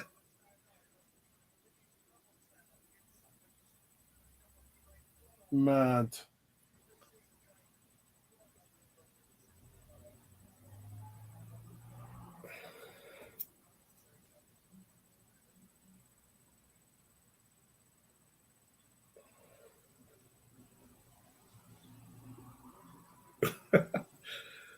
Damn, man.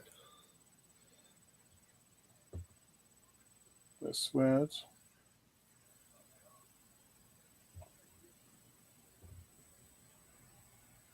Yeah. So Calafiori for Zinchenko.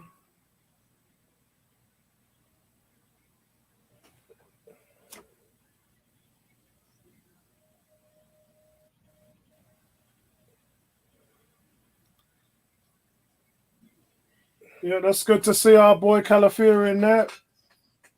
Declan Rice for. I see Jesus standing. Yeah, Jesus.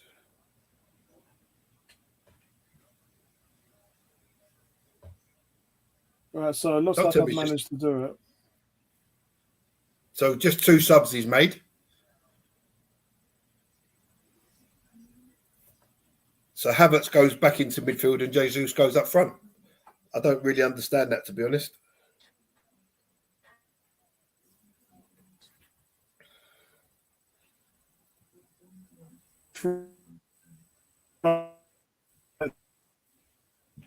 Down. All right, guys, that's good. Right, so guys, you won't have any more buffering because I've taken the screen off my PC. So yeah, so he made two subs there, Apollo. Excellent. So Jesus excellent. for Declan Rice and Calafiori for Zinchenko. And that's it. Brilliant stuff. So just to make sure you guys... And Calafiori scores with his first ever touch, man. That would be awesome. That would be good. That would be insane. It's happened before, you know. Who did it? It was Cedric Soares did it. Who else did it? Bentner doing it. Oh, was it Calafiori? No, Saliba. Just past the post. I remember Bentner doing it. Against Spurs, wasn't it? Come off the bench, yeah. First touch. Yeah.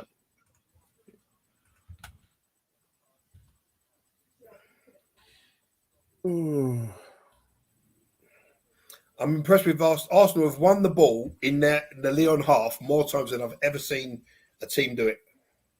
And I know it's only preseason and it doesn't really matter, but if this is a sign of things to come.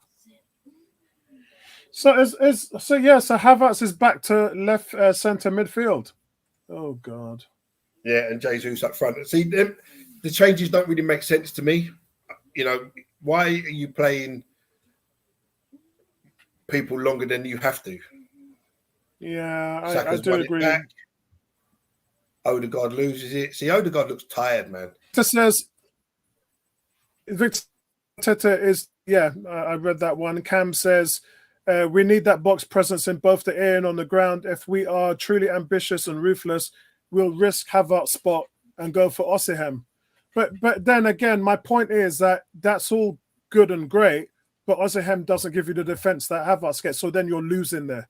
So to all those people who are punching this out and talking about goals, then you're going to be suffering on the back end of that defensively.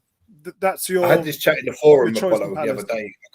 Yeah, I can't remember who it was with, saying about what Havertz brings to the team, and you know, to take him out because he's not going to score 30 goals, you lose too much. Yeah, you do. 15 goals and assists, and do his other bit more than 30 goals and do nothing else. I mean, it's one of those things, right? I love fans' opinions, and I welcome them all, and this is why we have football. Football is all about opinions. But for some of the suggestions, I'd never let them manage the team. I'd never let them coach. I wouldn't even let them coach my under-12s, because you've got to think about team balance and everything else that goes with it. And Arteta's got his team to the point where they are the best defense. And what we've seen in the transfer market so far with Calafiori, Marino, etc., is he's building on that. Yuri Timber last season was 40 million. He'll be playing this season. And we've just got so much defensive talent right now in the team. And as Thierry Henry always says, defense starts from the top. So if you take Havertz out there, you are going to struggle. That's an elbow. That's a clear elbow in the face, man. What the hell, ref? I don't know who that was that got poleaxed by the elbow, but that was a clear elbow in the face. Clear forearm. Swung.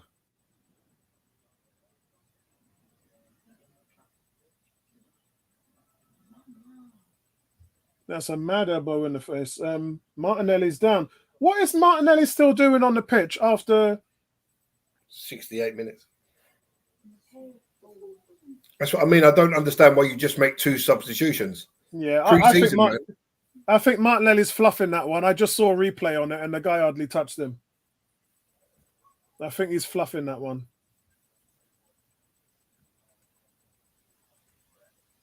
Yeah, he's definitely fluffing that one. That's for sure. There's no two ways about it. Let's go to... There we go. Let's talk about you guys for a second. Calafiori's gone inverted. And here he goes on the charge. Oh, wins the ball. That's a foul, isn't it?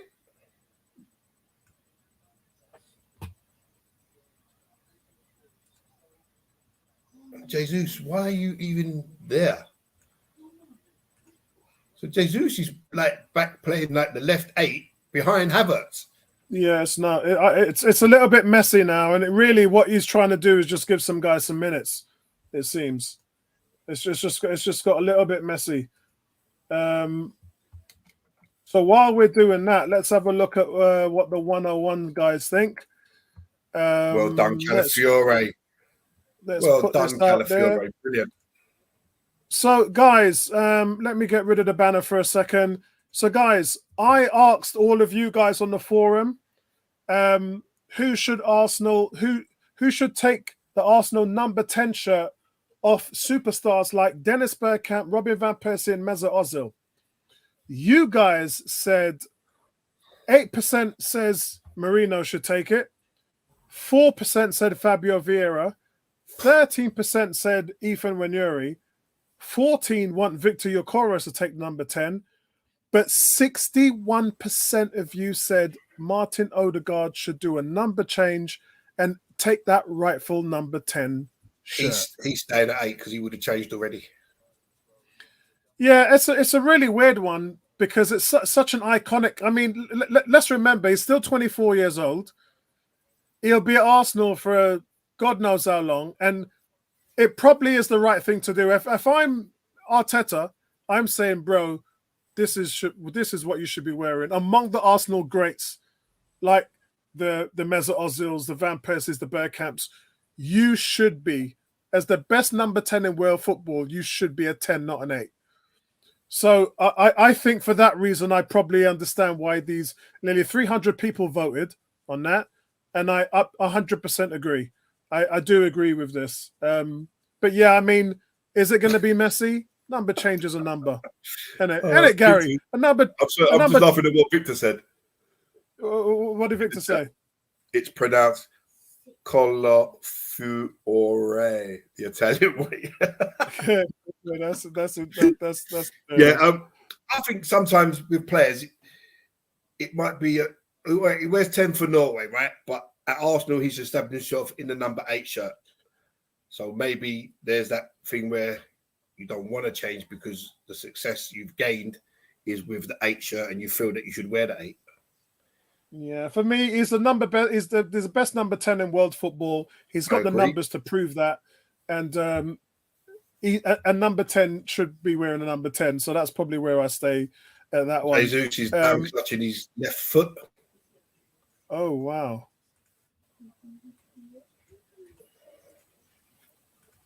See, this is what I didn't want.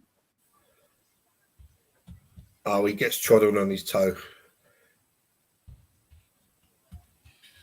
Yeah, that's a weird one. Victor says Odegaard number 10, 8, Rice number 8. Cam says spend 100 million on Eze. You can't spend 100 million on Eze because his release clause says 60 million, mate. Cam, what are you talking about? He says you can't go for another season of set piece. We're the best set piece team in the world. I think he's talking about actual free kicks. Oh, all right, okay. Because I was about to say scoring direct from free kicks. The best free kick set piece team in the He goes put Odegaard in the number 10. The other question, guys, and I forgive you because I only sent this poll out 3 hours ago, and 100 of you have already answered. I said, "Who's now we've settled in. Mourinho will be here in 7 days. Within 7 days, who's your choice to help Arsenal's attacking now we're coming to the end of the transfer window?" 33% of you said Nico Williams. 43% says Victor Gyökeres. 11% says Rodrigo. 14% Victor Osimhen. What's your thoughts about that, Gary? Gyökeres for me. I think he works hard, scores goals, left foot, right foot. Osimhen, I don't think we're going to go for him. Seen reports about his attitude, which I touched on earlier. Rodrigo would be the second choice for me, and I think Williams is staying at Bilbao. Yeah, because Rodrigo scored 15 goals last season. The trip there is that Real Madrid have just bought in Mbappe, and they've just bought a couple of other players in, and he's the guy who we're hearing is going to be shoehorned out of the team. So if that's something that is viable, then if I was Arteta, I'd put in a cheeky 30 million bid for him. I would just do that and see He's where that a very lands. good player as well. Yeah. I wanted him. Wasn't he at Leeds before or something? I don't know if that's the same Rodrigo. There's quite a few of them in there. Yeah, there is. Reyes give it away there.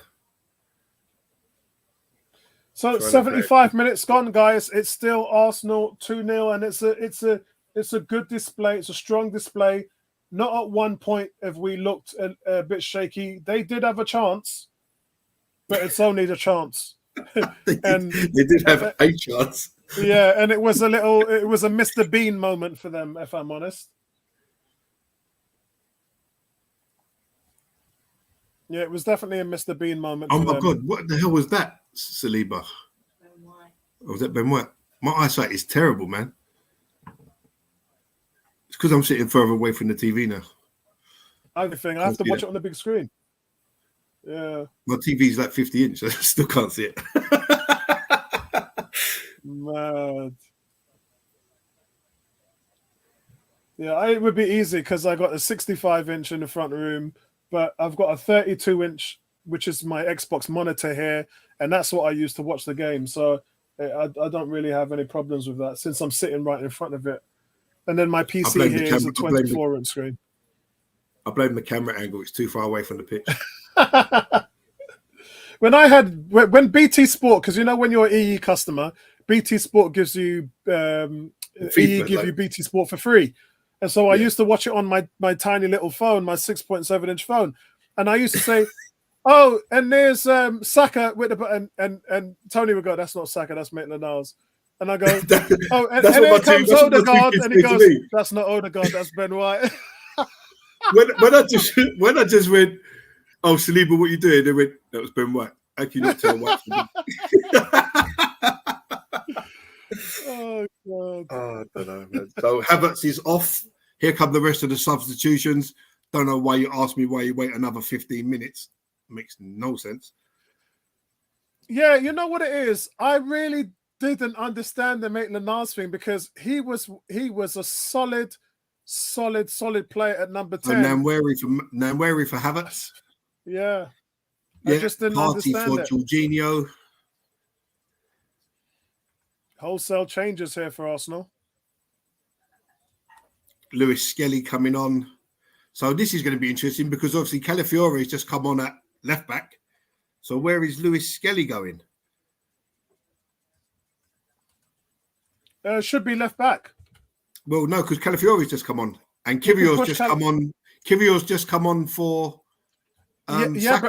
But remember, Skelly has been a midfielder for his academy career, so he's only playing left back because Arteta's trialing him out there, isn't it? Hold on, so they've got all the numbers wrong. So the numbers are Gabriel's come on for Kyrgios. Is that Reece Nelson? What is going on here? Yeah, Reece Nelson's on. So Lewis Skelly's come on for Gabriel. Yes. So Calafiori might play centre back. Yeah, and Lewis Skelly goes in at left back. Yeah. And Trossard for Martinelli. Which probably should have happened a while ago. Yeah. I don't know why you used to make all the changes at the same time. Yeah, I mean, they're sitting there with their yellow book. Odegaard is still on the pitch. You're sitting there with a yellow book taking notes. So I guess they still wanted to see what's going on there. Especially with a few Calafiori's gone in. Calafiori's gone in at centre back with Kyrgios. That's what I thought. Yeah.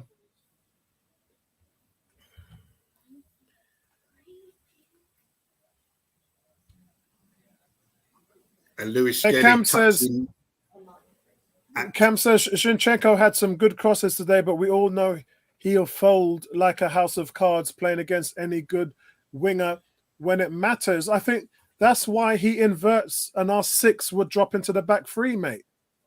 Tactics. It's what football's all about. That allows us to maintain a back 3 with the chance of Zinchenko not being exposed. Guys, come on, we got to know how football works, haven't we? If you invert, it's a numbers game. So you just drop, whether you drop a Declan Rice in there, whether Xhaka used to drop back in there at left back. It's just how it works. You can't leave yourself exposed. What did I do, Victor? What was hilarious? I don't know what I've done. Yeah. What are you talking about? Mistaking Saliba for Ben White?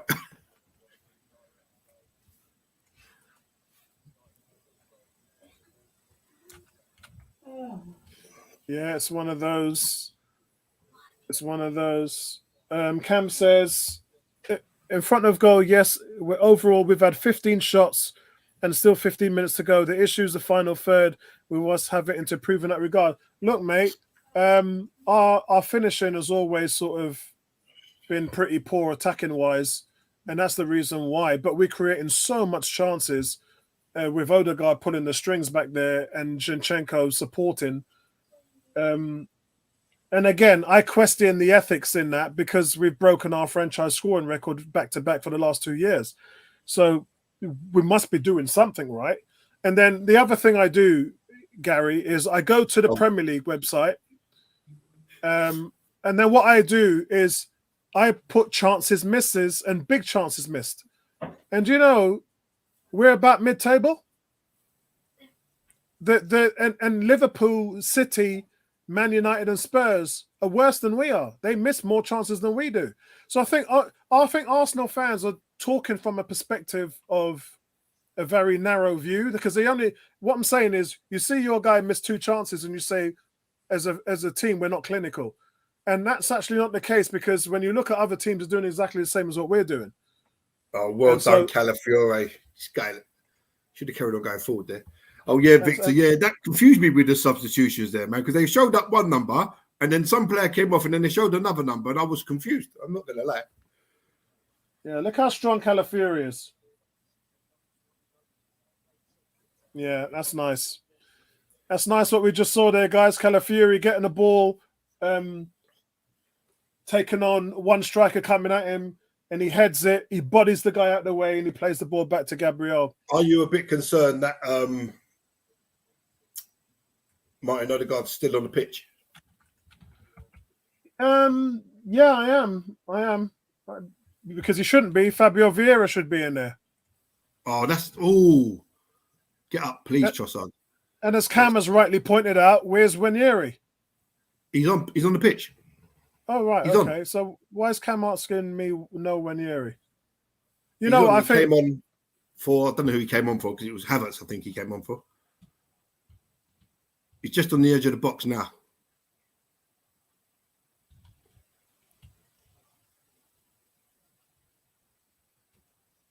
Yeah, that's a weird one. Oh, that's what's going on. He says, Apollo, I'm pulling your leg today. I thought so because you normally have some really good comments, and today you've been on some dumb foolery, my friend. Yeah, you've been on some. You've been smoking something today. So me and Gary have had to look at some of your comments and think, what on earth is this guy talking about? I let you off because it's preseason. Yeah, you have to pick up your game next week, Cam. Victor says, would an Italian want to play in the Premier League? Why would an Italian? Because the Premier League's where it's at, Victor. You know this. Yeah, 3 years ago, you go in for Locatelli, and he says, no, I'm not having any of that. You go in for Vlahovic, he goes, no, I'm not interested in Arsenal. And then you go in for Calafiori, and I think it tells you more about where Arsenal are challenging for the title than anything else. I think it tells you more about where we are and where Arteta's taken us. God bless Gary. Gary's really tired. Who, me? No, I'm white. I've just got a bit of a headache. Yeah, so Gary, by the way, personally, how are you getting on? How's your recovery going? Yeah, I'm doing all right, man. It's who's that missed the ball? Jorginho missed the ball. And David Raya bails him out with a save. I'm doing all right, thanks, mate. It's a couple of bad headaches. My back's still a little bit dodgy. Who missed that one? On the whole, I'm on the mend.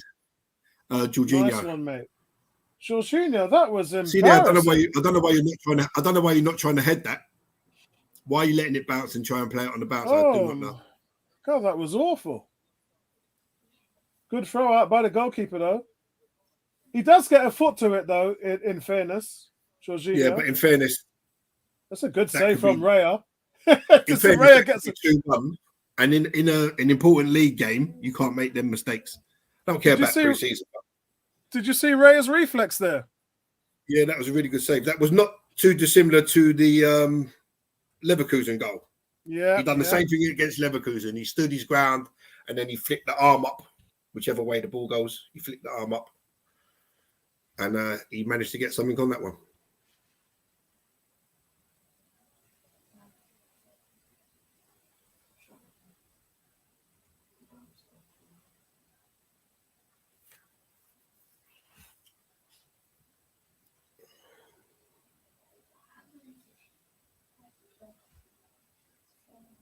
Jorginho give the ball away again. Today, 28 degrees in London. And really, really nice, flexible game. Pre-season's been quite solid for us. And it really just goes to show really the quality and the class of Arsenal. I think he's been asking himself some questions. Are your players sharp enough? Yes. Have we had to contend with too many injuries? No. Do the young players look consistent with what the team's trying to do? Yes, they are. And Arteta's saying he won't be afraid to play them. That's good. Oh, and overall, unlucky Lewis Skelly. What a switch that was, just over Trossard's head. And overall, Arteta being tasked to build in another challenge for the Premier League this season, it looks good. Gary? Yeah, totally agree. It's been good to see the youngsters get bedded in and continue to train and also play with the first team in the rest of the pre-season friendlies once everyone's been back. I think they could have a crucial role to play in this season with some important minutes maybe. But on the whole, we look sharp, we look strong, we look ready to go. I think Declan Rice and Bukayo Saka are probably still a couple of weeks away from having that proper match sharpness, as they only just returned last week. Yeah. But they've got some valuable minutes under their belt, and no doubt against Wolves they'll get some more. But on the whole, it's looking positive.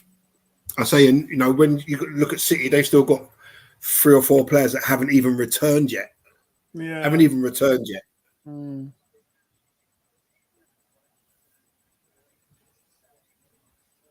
Another lovely, fantastic ball by Odegaard there, and Jesus brings a save out of the keeper. See, that's the opportunities that Jesus needs to do slightly better in. Yeah, for me. Yeah. So back to obviously City have got. He was offside anyway. They've 3 or 4 players that are not even back yet, so they're going to be a bit off the pace in the beginning. You know, they played Chelsea. They played Chelsea first, didn't they? Away at Chelsea. Yeah, that's right. It's not going to be an easy game. No, you don't know what you're going to get with Chelsea. They signed, was it 22 players or 27 players in the last couple of months or something like that? I saw the other day. Yeah. You know, so I mean, Neto, we was talking about Neto coming to us, but the guy was always injured, right? And you're not going to spend 50, 60 million pound on a player with such a bad injury record. Yeah, true. Very true. Oh, go on now, Wary. I'm telling you, this Wary, 17 years old, but I think he's going to have a really good breakthrough season along with Lewis Skelly. The little body swerve there that takes him away from the defender. Yes.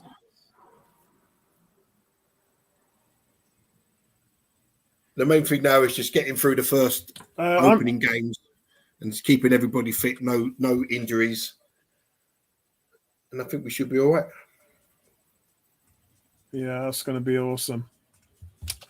I think it's. I think the job's done for this preseason. It's been a good preseason. It's been solid. Yeah.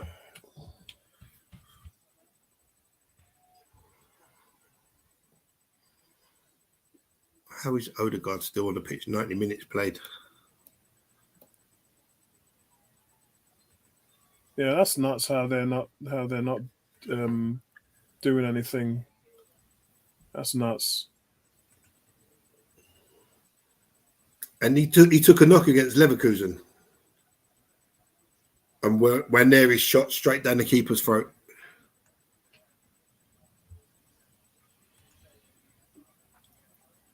Oh, Gary, by the way, do you know on our Friday Premier League show we do a prediction we just do prediction for the scores every week? Did you want to get involved in that as well? Yeah, why not? Yeah, okay. All right, I'll sort that out. 2 minutes added on.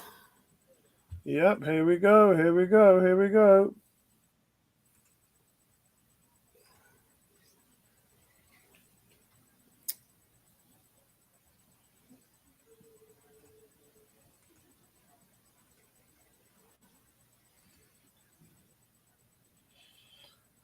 Oh, very, very good, guys. Really, really enjoying this.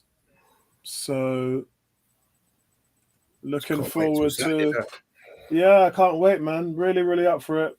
Guys, we're going to be back and do our podcast tomorrow with our predictions. So, please join us then. And, yeah, I'm really looking forward to it, man. I like the look of this Italian guy, Calafiori. I like the look of him. Looks like he's another Gabriel.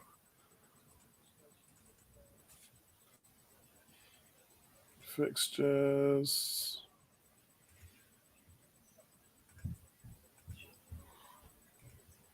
Ben White's played 90 minutes as well.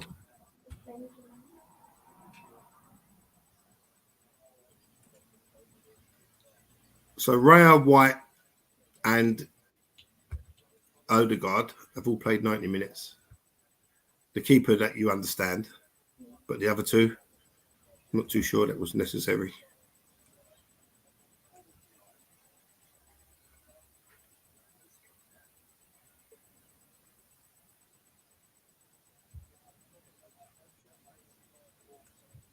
Yeah, overall, it's been. As I said, I've been happy with it. Preseason's been fantastic. Cam is saying Calafiori might be the best playing centre back he's seen. Victor says Calafiori said he wants Arsenal. Yeah, I mean, come on, it's a bit too early, bro. Seriously, Cam is on a ting today. Cam's on the wind up today, isn't he? Yeah, he's on a proper wind up today. Victor says Calafiori said he wants Arsenal, nothing else. Yeah, that's right. And my point is, Locatelli and Vlahovic didn't say that. They were just like, "Who's Arsenal? Who's Arsenal?" And so it just goes to show you how competitive we are now. Players want to play for us. In a nutshell, this is our second 11. But that's the thing. What is a second 11? We want to get to the point where Man City is, where players flow in and flow out, and there's no drop off. So I've been trying to talk to Arsenal fans over the last year about we need to take our mindset out of that thought process that we have a starting 11. It should be like Martinelli and Trossard playing on the left. Like either one of them can go there, right? Should be like Partey and Declan Rice at the number 6. Anybody can go there. It should be like the left back situation, Timber and Calafiori. Anyone can go in there. If Raya stays, it should be the goalkeeper situation where Raya or Ramsdale can go. So that's really what you're looking for throughout your whole team. And we're not quite there yet, but we're close. So that situation with the goalkeepers has got to be resolved in it, because obviously if Ramsdale wants first team football, but we can't let him go until we've got a proper number 2 in. Did you hear the yesterday Southampton phoned? It's just like, oh, what are we doing here, man? Yeah, Southampton come for Ramsdale, right? Yeah, that's right. He ain't going to go to Southampton. On loan. But he's not going to go to Southampton. But if he does, I mean, Southampton, he's going to have a lot of work to do, isn't he? But I just think it's going to be Bournemouth all over again. And Sheffield United. I think he's better than that. Yeah, he is. He's evolved way beyond that. Look, part of me just says that we keep 2 world-class goalkeepers. If we want to win the league, if Raya goes out and breaks his leg next month, what are we going to do? I just wouldn't chance it. Yeah, that's the thing. You got to get a backup, a decent. And talking about this Dan Bentley or David Bentley from Wolves or whatever his name was. Yeah. I don't think much of this guy. You know, he's all right. He's Sam Johnson good, so he's an experienced goalkeeper. I would have taken Sam Johnson when he was after he left West Bromwich Albion. It's just you need someone competent. If you're going to win the league, you need security everywhere. You don't want to get to a point where you're 10 points clear at the table, then your goalkeeper gets injured for the rest of. Look what happened with Newcastle last year. Top 4 team, Champions League. Yeah. You lose Pope, and then what happens? And then you go into the ground. Is that how you win a title, Gary? That Dubravka, he's kind of pony, isn't he? Yeah, he was a bit. Yeah. You know, you can't have a pony. You can't have a pony backup. Oh, look at you in Paris, Mr. Cox. Bonjour, monsieur. No. I'm not. I'm in a little area called Boulogne-Billancourt, which stands for red light district in English. I can't laugh because it hurts my head, man. Hey, Cam has been. You're on the wrong show if you don't. You're on the wrong show if you don't think you're gonna laugh, my friend. The thing is, I didn't want to say it, right? Oh, God. Tony, how's it been? When are you back, Tony? I come back tomorrow. Oh, so you might be here for our top 10s prediction. You might be here for that. Okay. And so, have you enjoyed it? What's been a standout to you? Yesterday, as you know me, I'm a basketball man, and all I've been doing in the Olympics is watching the basketball. It's been my favorite event in the whole Olympics. Okay. Yeah, I mean, it's been competitive, which is what you wanted. You didn't want blowouts. You wanted a competitive environment, which I think, you know, the European teams have been very good. Of course, South Sudan were the real standouts in terms of, performance and achievement. But, yeah, you know, this is my 3rd Olympics, Apollo, and I've enjoyed every single one. I think the Olympics is a wonderful thing. Yeah. You know, just the ability to be amongst people who have a common desire to see man do his best at different pursuits. And regardless of what sport you're watching, there's a camaraderie, just like there is when you watch football. You know, people are just around with their children, with their families. And there's one thing, let's just enjoy the sport and forget all the rubbish that goes around. You know, I know, Gary, you did ask me to address a question about the female boxer, and I will do that.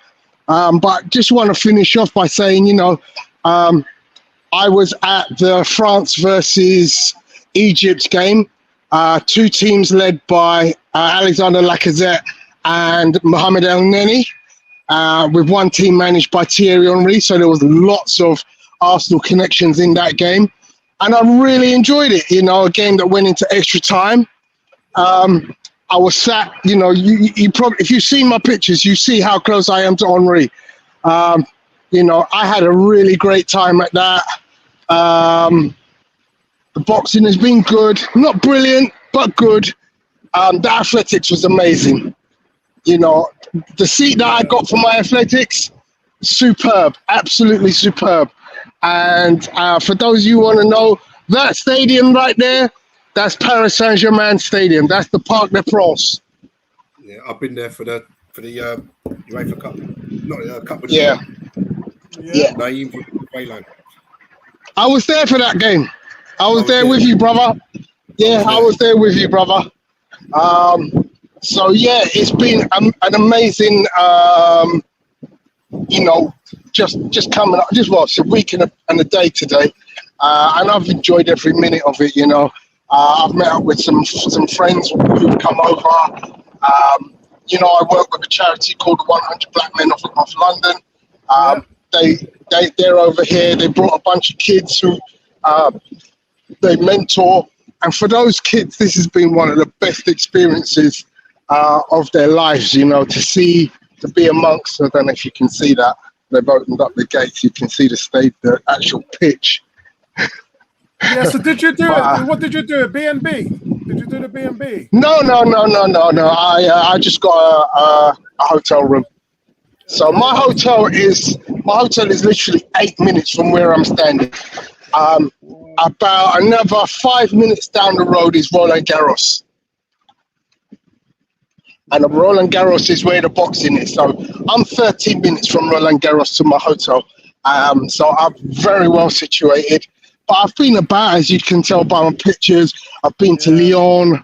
You know, I've got about all of Central Paris. But it's been real. And you've been out there training in the mornings to keep yourself in tip-top shape. Brother, I'm doing steps on a mad basis right now. I'm averaging like 22,000 steps a day, so that's over 8 miles a day walking. I'm averaging about 22 at the moment, so. Oh, that's good. That's good. No, 22. You know that keeps. Not 22,000. Sofa to kitchen.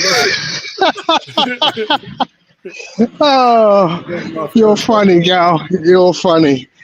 But in terms of, I'll try and address this very quickly for you, Gary. The controversy with the girl. My first impression was I was in absolute horror and dismay at what I was being shown and told. Only to find out 24 hours later that everything wasn't quite as straightforward as they made it seem. However, there is a definite question to be asked, and that question is, why are not the governing bodies being more transparent about what they're doing about athletes who are sort of either intersex or have some gender reassignment? Yeah.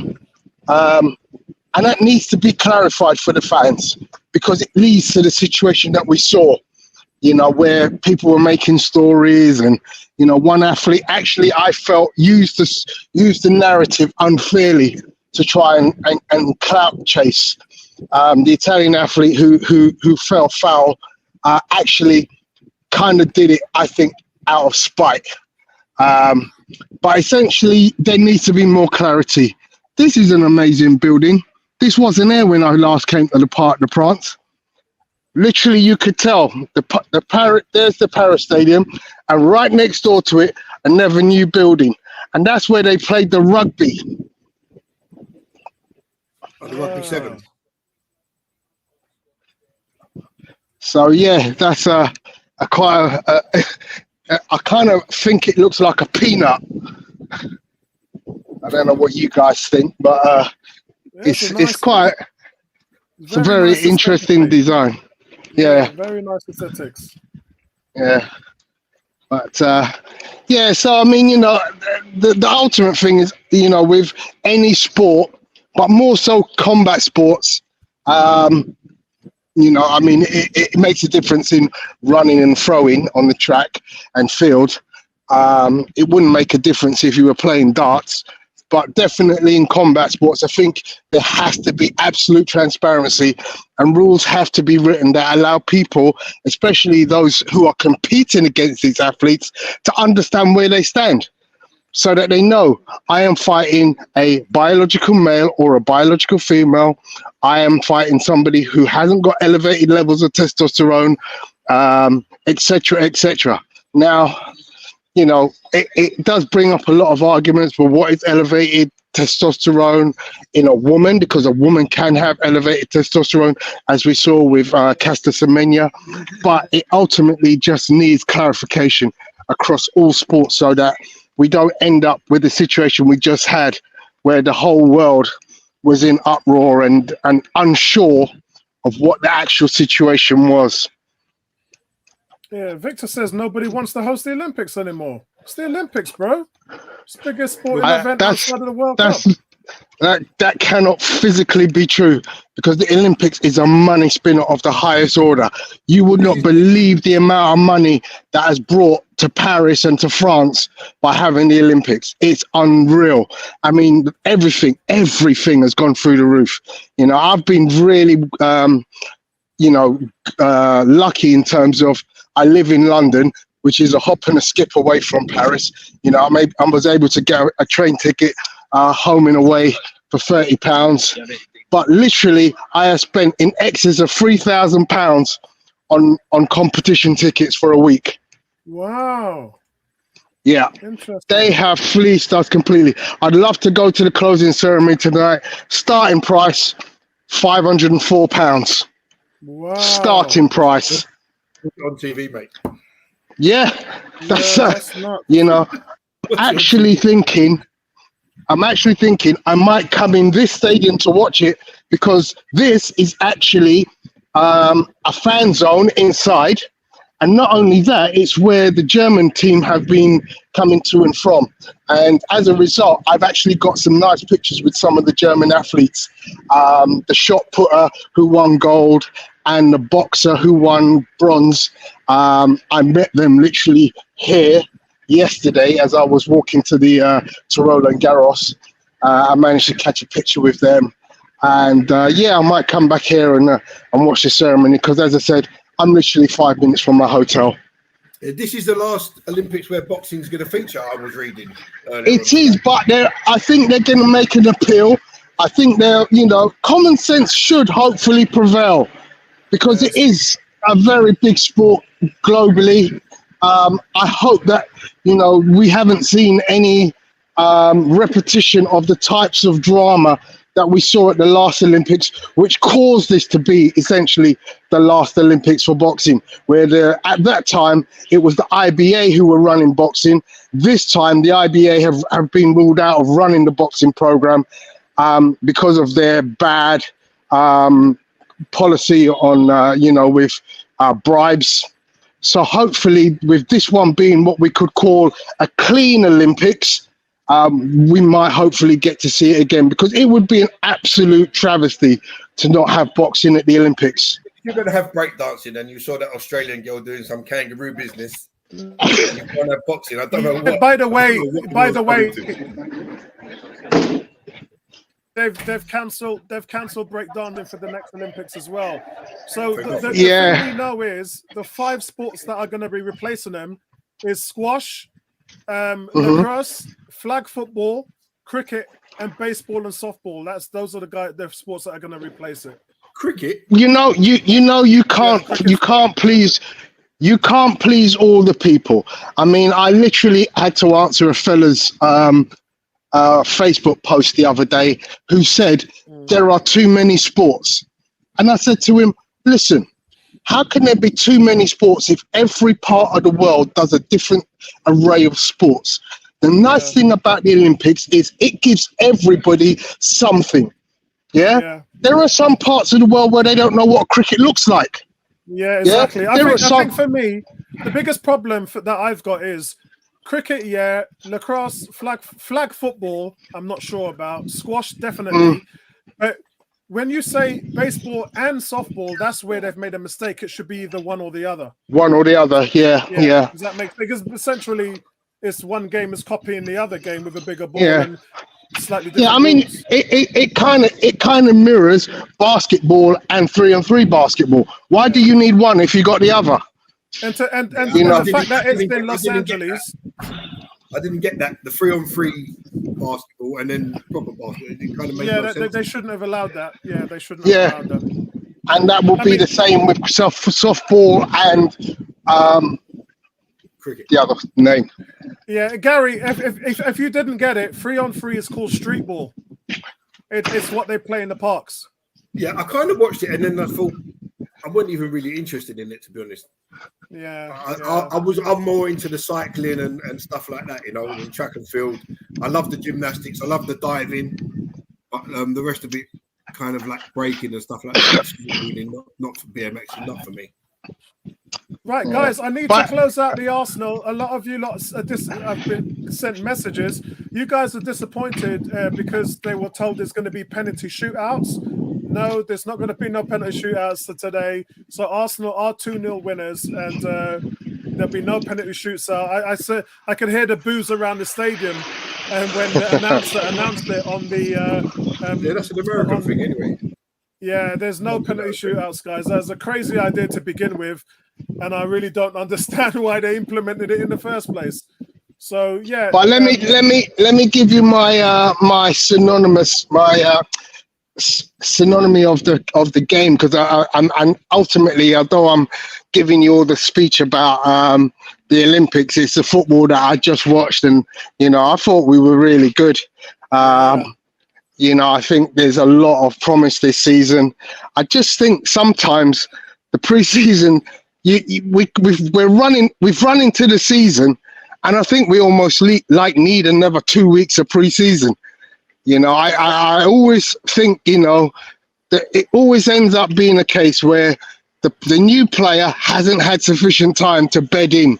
He hasn't had enough games to bed in, and that one being Riccardo Calafiori, who I liked what I saw. The European Championships, isn't it? That's why. Yeah, it's a normal season, exactly. In of July, same with Marino. They're in of July, but obviously due to the European Championships, they've come in late. But that's what I was saying. Yeah. I'd be saying to Apollo that City have still got 4 players yet to return. Yeah. I mean, obviously, Lyon were playing without Lacazette and Cherki, who were both played in the Olympic final. So, I knew they were going to be weak because they lost a couple of their players very well. But essentially, I kind of feel like if you're going to have a European Championship and an Olympic Games or a World Cup, you kind of need to do something to give players who go away sufficient time to recover and get themselves acclimatized back for their new season, because it doesn't seem fair on certain teams that their league is starting and they've got players who only stopped playing the week prior. Yeah. I think the league could have started another week later, couldn't it? Yeah. But then, because next year there'll be nothing, won't there? We'll have nothing next summer. It'll be qualifiers and that'll be it. So you could have just extended the season next this by a week or even 2. Oh, Enzo has been made Chelsea captain. That's nuts. Wow. They got to justify the money they paid for him. Yeah, Chelsea are losing 1-0, by the way. Yeah. And right, guys, we're going to close off the stream. So let me go through a last few comments, and then we'll just sum up the game, really. Cam says, we discussed the penalties. It says, great first half performance, was notoriously better, but brilliant performance. 6 days until our Premier League debut. Then he says, Calafiori is class. He'll probably replace Gabriel next season. We're elite, but we're not elite in attack. Again, bro, we've scored the most goals we've ever scored in franchise history with 89 and then 91 last season. So that tells anybody that our attack is good. So don't buy into all this stuff about striker from the fan base.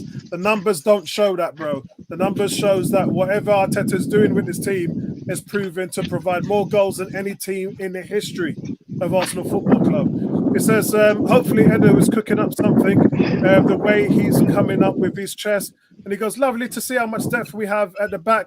Defense is sorted for years to come. Why are we hating on Zinchenko? Okay, last season he wasn't the best, but he's still been great. He's been great going forward.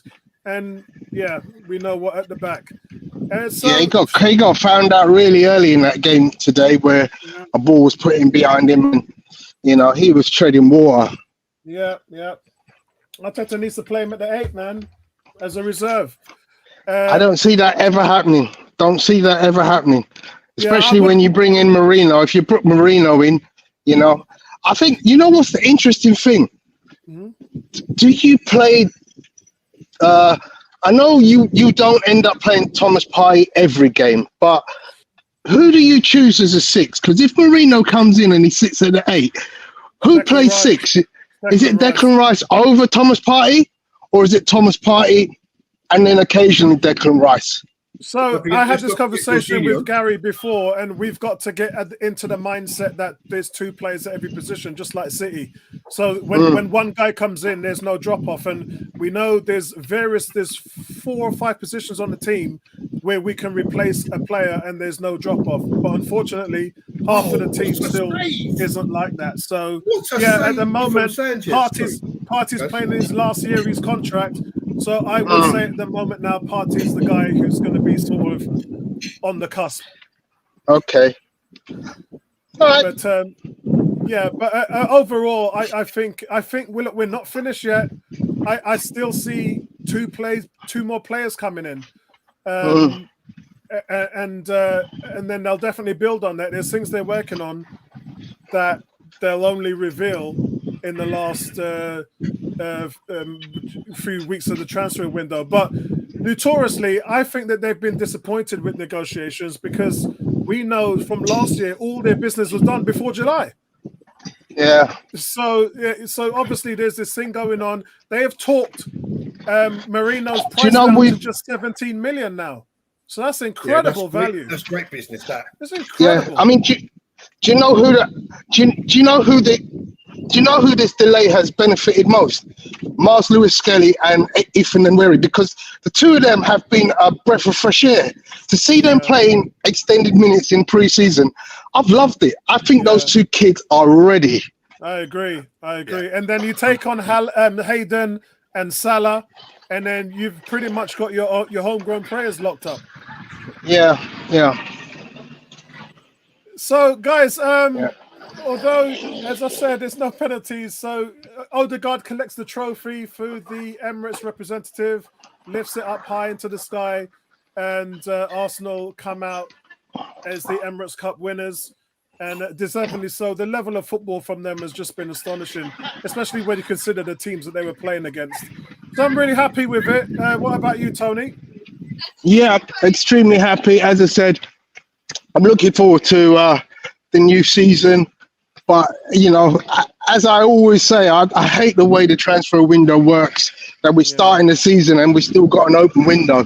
You know, I would love for them to just say, look, this makes no sense. Either allow everyone to transfer at any given time or make the window stop before the season starts. Yeah, agreed. Yeah, it's a weird one. Oh, what a save. Yeah, it's a weird one. Because you look at other sports and there is deadlines, trade deadlines, things like that. I think if they allowed swaps and trades to come into football, then they would allow those to go on much longer. Because the problem is, Gary, if you get into an Ivan Toney situation, or if you get into a Victor Osimhen situation where they posted racist stuff about him and then he just checked out of Napoli.